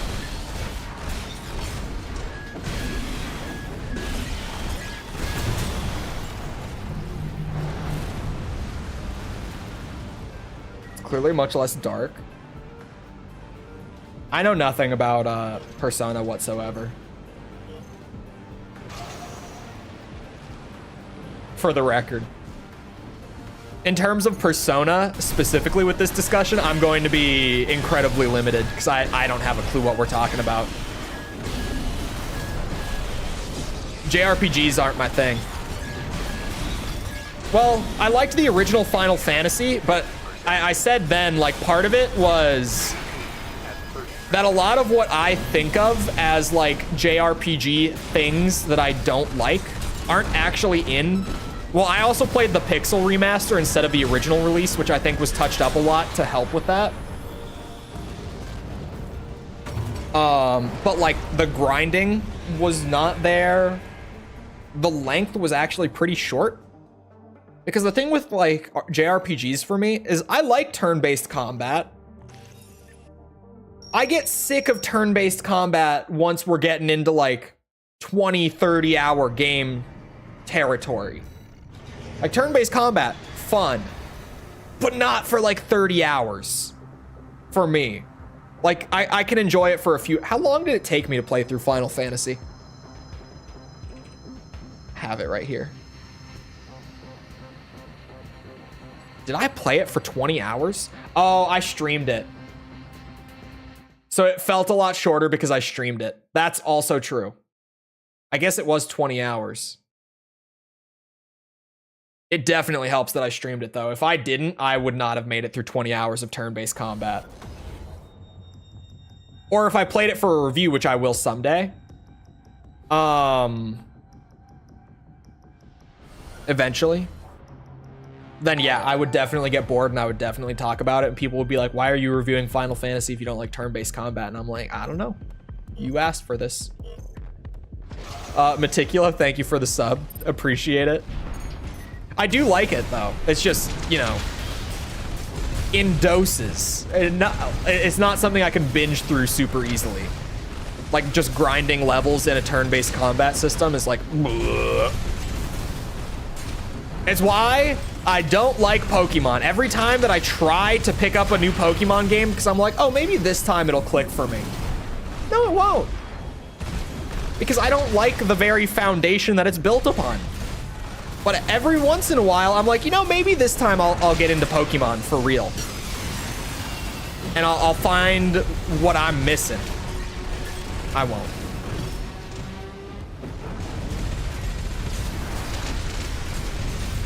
AP at 50%.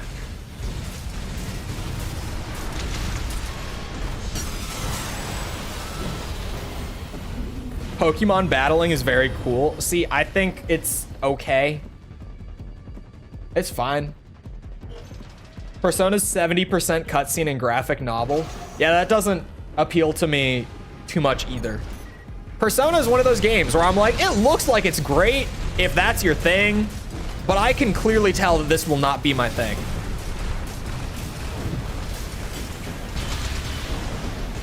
Like, it's just so not to my taste at all. Do missiles ever hit in this game?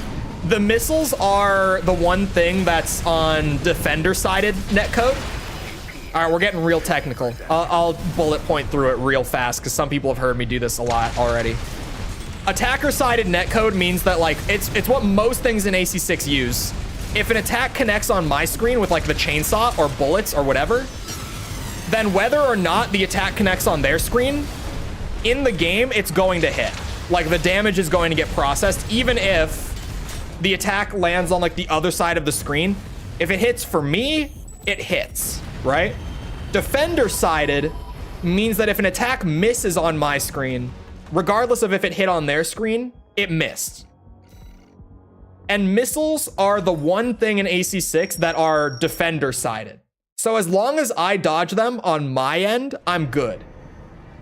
Whereas with like grenade launchers and laser cannons, those things can hit off screen. Like they can just land somewhere entirely different, but I might take the random damage and stagger from it because on their screen it connected.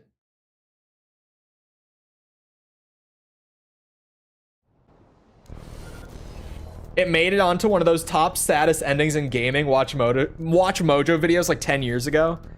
Man, does Watch Mojo, do they still do like those top 10 gaming lists that they used to? Because those were always a shit show and a half. Does anyone remember them? Wouldn't that mean that missiles are hard to hit? Yes. They do hit because like you just, you know, sometimes you're going to be paying attention to other things. You're not going to be actively focused on dodging the missiles all the time. So they're there as like a supplementary damage, or for me, stagger buildup. The damage is okay. That's not why I'm running them. Like this guy is clearly not dodging the missiles. You see? You see?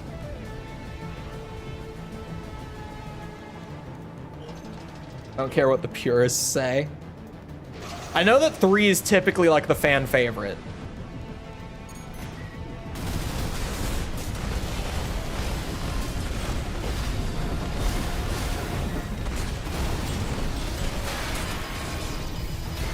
I just wasted my pulse armor. And he still has his, and now I'm pissed.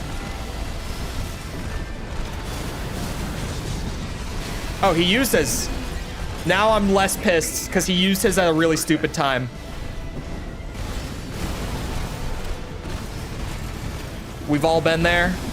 But thankfully, he's just there right now. Oh, I was not ready for that.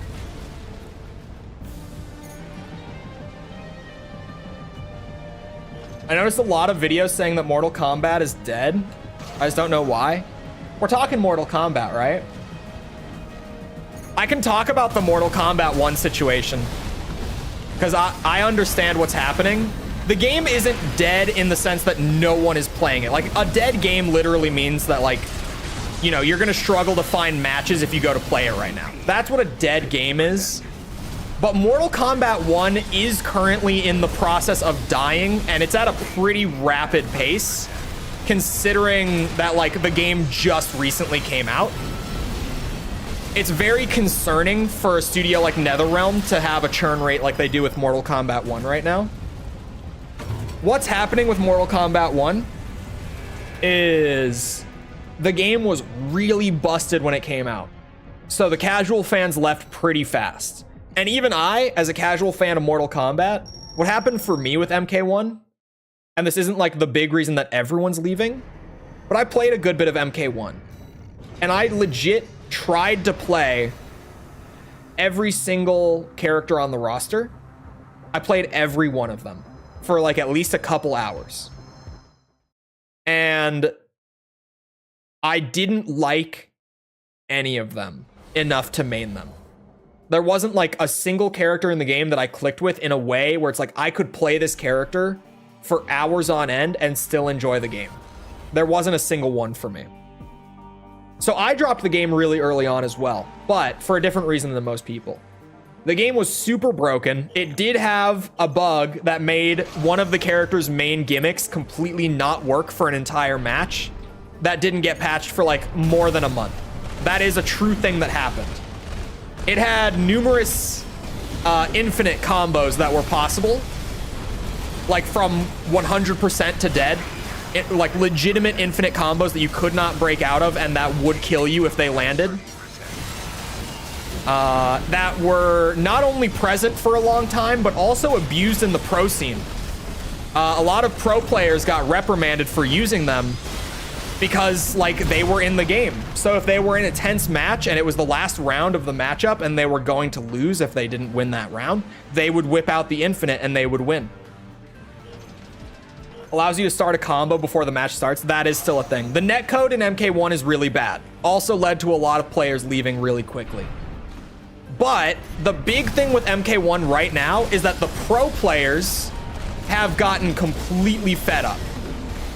And they've actually, like, the pro scene for Mortal Kombat 1 right now, I shit you not, chat, if you're not in the loop on this, is legitimately on strike. 50%. Like, the pro community, the pro circuit for MK1 legitimately said, we will not play this game until you fix it up. And they have stopped playing competitive. And Tibby's not even wrong when he says a better game came out, cough cough Tekken, because legitimately, a lot of the pros, a lot of the MK pros right now are picking up Tekken and playing competitive in that instead. Like they've just said, like, this game is not worth my time. I'm gonna go play the other game that clearly had more love and effort put into it. That's clearly made for fans of all skill levels. I'm gonna go play that because I don't like this game. And they legitimately did. MK1, and that is a problem because the casual players already left, right? The competitive players leaving is a huge problem because now the hardcore players are also leaving to go play Tekken. Like, as soon as your big creators and big pro players all leave to go play Tekken, a lot of the community follows. It's a really big thing in all gaming fandoms. What the content creators and the prevalent figures say will be the commonly held belief. And it sucks that that's true, but it's very true. I have some strong firsthand experience with that happening and with that actively killing a fandom. Because I was a creator in the COD Zombies scene for a long time before I went to Variety and to what I do now. And when Black Ops 4 came out, the game wasn't as good as what it came before, but it wasn't awful either. However, a lot of like the very top content creators started to say that the game was like irredeemable garbage and not even worth playing. And you know what the community did? They completely stopped playing the game. They started shitting on the developer for years. They still actively do it. The COD Zombies community to this day, this happened back in like 2018. But even nowadays, if you go and engage with them, they will tell you that the game died after Black Ops 3 and none of the new games are even worth touching. And it's all just residual effects of like the prevalent figures in the community saying that shit like 6 years ago.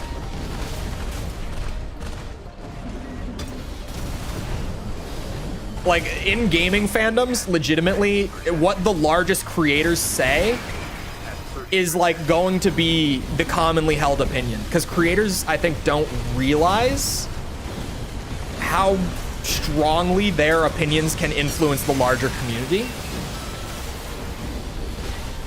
Like, I try a lot in my videos to emphasize when I'm talking purely out of preference. I've had people say, like, I've gotten comments since I started the Armored Core videos way back, right? I've gotten a shit ton of comments across all the review series saying, like, you shouldn't use qualifying statements like me personally. Like, you should just state something with confidence, like as if it's a fact, even if it is a preference, because it makes your video sound better. And that's fair. It's true that that would have that effect. But I'm trying to prevent the thing where people who consistently watch my stuff will hear my opinion and then just start to parrot it to everyone else when they talk about the same game. Like, I don't want that to happen. So instead of speaking as if my opinions are fact, I try to emphasize that they're just my opinions, right?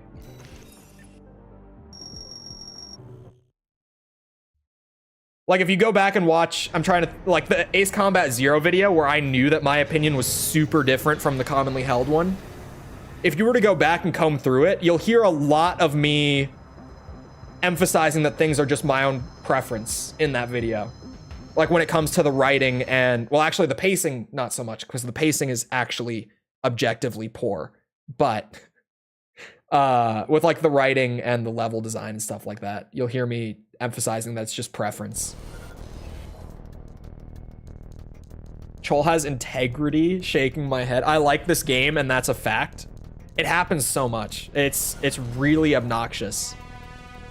And it's genuinely because I have PTSD from being in the COD Zombies scene. Like, that's why I do it. 100%. I saw creators speaking their opinion as fact, like, genuinely destroy a fandom. It's so toxic to the overall community to do that.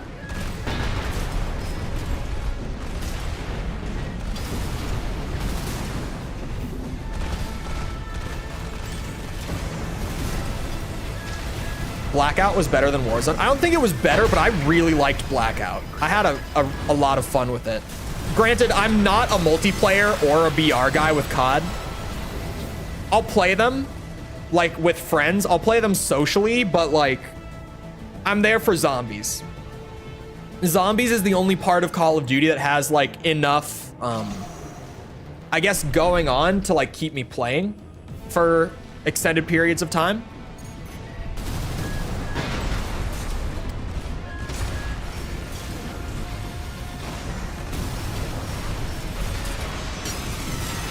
Where's your expansion? Both rounds.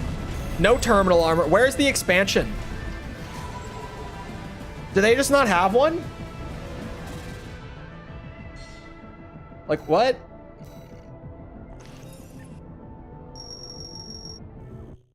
Can't wait for Chole to agree with my take that Peace Walker is perhaps the best Metal Gear Solid. I can't wait for your prediction in the comments to come true, and I actually prefer MGS2 to MGS3. We won't know for a few more weeks, but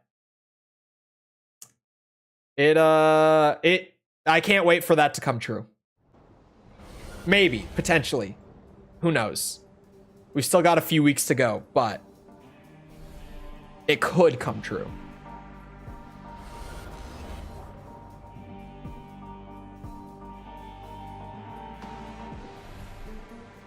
speaking of being very careful about how I state opinions, the script that I am writing right now, that I'm currently in the process of writing, is giving me a hard time. It feels like I'm walking on eggshells right now, a little bit. The patrons and members are getting an update tonight on the next video, by the way. Things are a little pushed back because of the MGS2 video taking so long. I'm a little behind. But like, I didn't even finish the game until this morning. I woke up early this morning to finish up the game and start writing.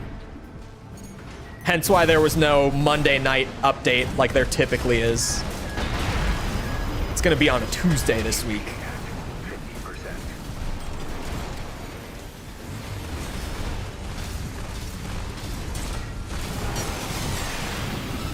They have to not be running an expansion. Like, genuinely, I don't think they are. I don't think they're using an expansion. It's either MGS Remake or AC6, right? I cannot confirm nor deny these rumors.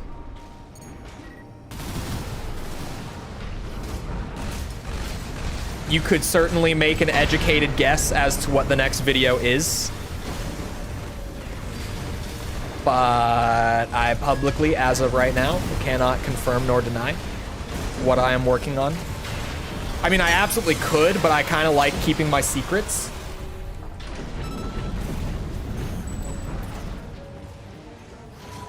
MGS2 video was amazing. Thank you. I appreciate it. That shit took like the entirety of, well, almost the entirety of 9 days. So, thank God. Are those the next games in the 2 series you are doing? I cannot confirm nor deny, but that information is definitely available if you were to search and seek it out yourself.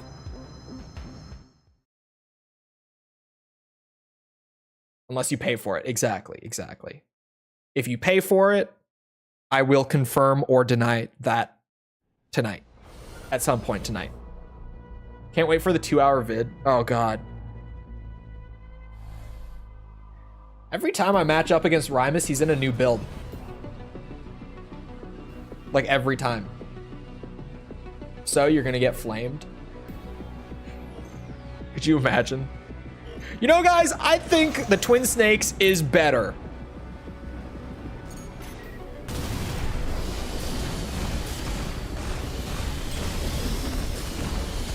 Lasers hurt. Lasers always hurt.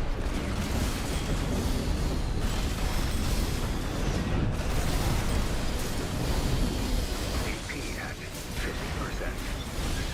50%. Scared of the chainsaw, he knows. Ow. I might be screwed. And by might be, I mean I'm probably screwed. Almost definitely screwed. Shit. I try. I have to believe.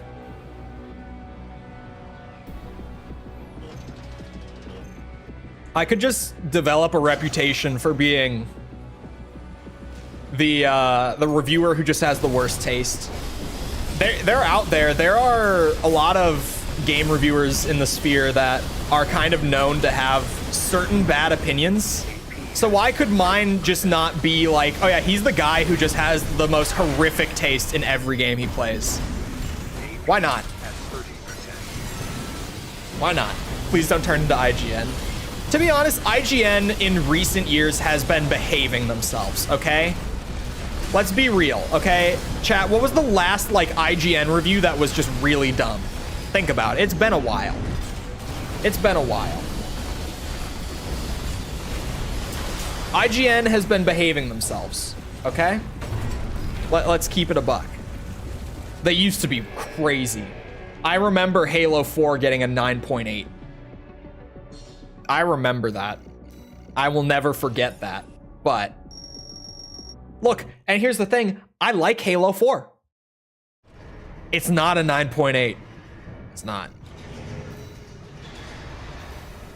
I like it way more than most people who you will come across on the internet.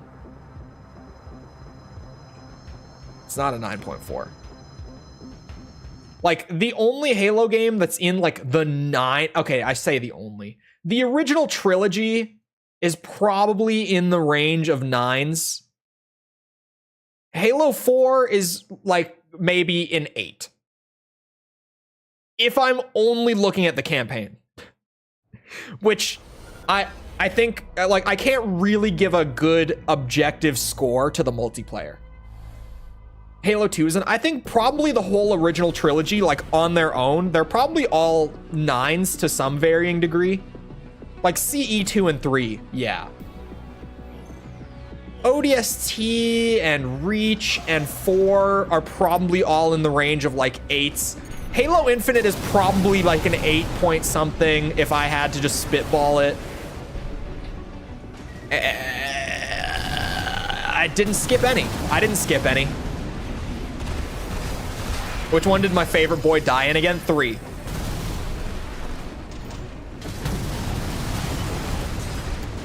I think that every Halo game is flawed. Hear me out. Halo fans in shambles as soon as I speak those words. But, like, every Halo game is flawed. They all genuinely have problems.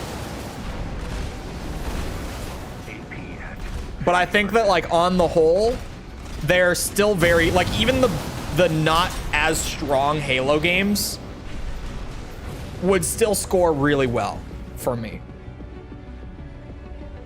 Who make content hating on every game that comes out. Oh, I've seen it.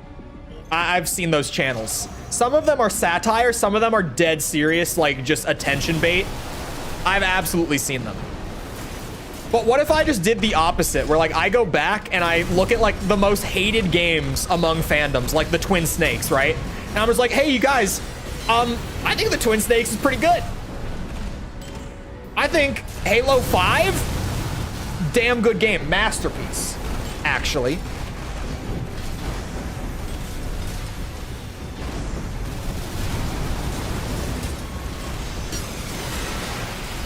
The decision to have Master Chief present for only 20% of the game in a mainline numbered Halo game, amazing. The balls on them. I respect them.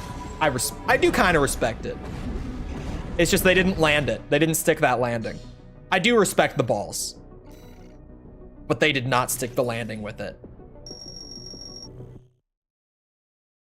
Halo 4 story was kind of ass, man. I think Halo 4's story is one of its strong points. The Day Before is a 10 out of 10 masterpiece. I got one more in me.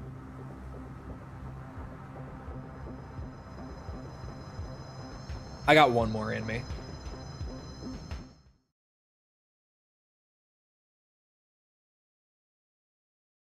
Three isn't a -7. 3 is like a 9 something, probably. I don't know. I haven't ever sat down with 3 and, like, taken notes like that and formally reviewed it, so I don't know what I would score it. But I would have to, like, if I were spitballing, it's probably like a low 9, Halo 3. Halo 2's probably like a low 9. Halo CE is maybe like a mid 9. Reach is probably like a low 8. ODST is probably like a mid 8. 5 is probably like a high 5 or no, maybe like a high 6. If I'm just completely spitballing based off of, like, my last experience with each game. That was lucky. Which is exactly what I'm doing. I haven't played Halo 5 in years because why would I? Sorry, I had to make the joke. But if I had to just guess, like, off the top of my head and how I remember it being, it's probably like a low 6. Somewhere like that. Low to mid 6 would be my guess. Like a 6.2 to a 6.5, right? Halo 4 is probably mid to high 8, in all honesty. Halo 4, I think, is the one Halo game out of all of them that gets more shit than it deserves. Because I didn't love it when it came out. I was one of those people who really didn't like Halo 4 when it came out. But when I go back and revisit it, it's kind of like, you know, Gameplay's not bad. Story's pretty enjoyable if you've been a longtime fan. Or just if you've played all of the Master Chief games, like if you played the whole original trilogy, you're gonna get some enjoyment out of that story. The new art style's different, but it's kind of cool. Even as like a lifelong fanboy, 343's art style for 4 and 5 was pretty cool, gotta say. Enemy design had some problems, level design had some problems. But like, Halo Reach is still the best story. It's okay to be wrong. It's completely fine. Anyway, graphics are good. Graphics are amazing in Halo 4. Let's be real. Go back and look at Halo 4 gameplay. Remind yourself that that is 2012. 2012. That shit ran on an Xbox 360 at a stable frame rate. Go back and look at that again, because seriously, the graphics are really damn good in Halo 4. Anyway. Reach's characters are cardboard cutouts with no depth. Sorry, what? Must have been the wind. I hope you guys enjoyed. If you did enjoy, and you haven't done so already, feel free to go ahead and leave a sub. Come back another time. We're doing this. We're doing Armored Core 100%. We're doing Ace Combat on the hardest difficulty. We're doing Metal Gear 100%. And we just started Metal Gear Solid, and that was a blast, because that game is just goof central. Hilarious game. I love it. Is there one? There's one on... Oh, Devil May Cry games on hardest difficulty. We're doing that. Feel free to come back for any of it. I'll be playing Tekken at some point this week again, too. I have it, like, written down, but I don't have it scheduled. But we're playing Tekken at some point this week. Trust me. What else? Like stream for algorithm. Blah, blah. In the pinned message, if you haven't seen it yet, the MGS2 video is up there. As well as the rest of the Metal Gear reviews, if you haven't seen any of them. Like, if you maybe missed the one about the Game Boy spin-off, or the NES spin-off. You know, if you haven't seen those, the non-canon games, those are interesting in their own ways. Check any of that out if you missed it. If you're looking for Twitter or Discord or anything like that, those are in the description. Other than that, once again, I hope you guys enjoyed. I hope you all have a great rest of your day. Thank you for coming to the stream. Halo Infinite has the best art style in the franchise. And goodbye.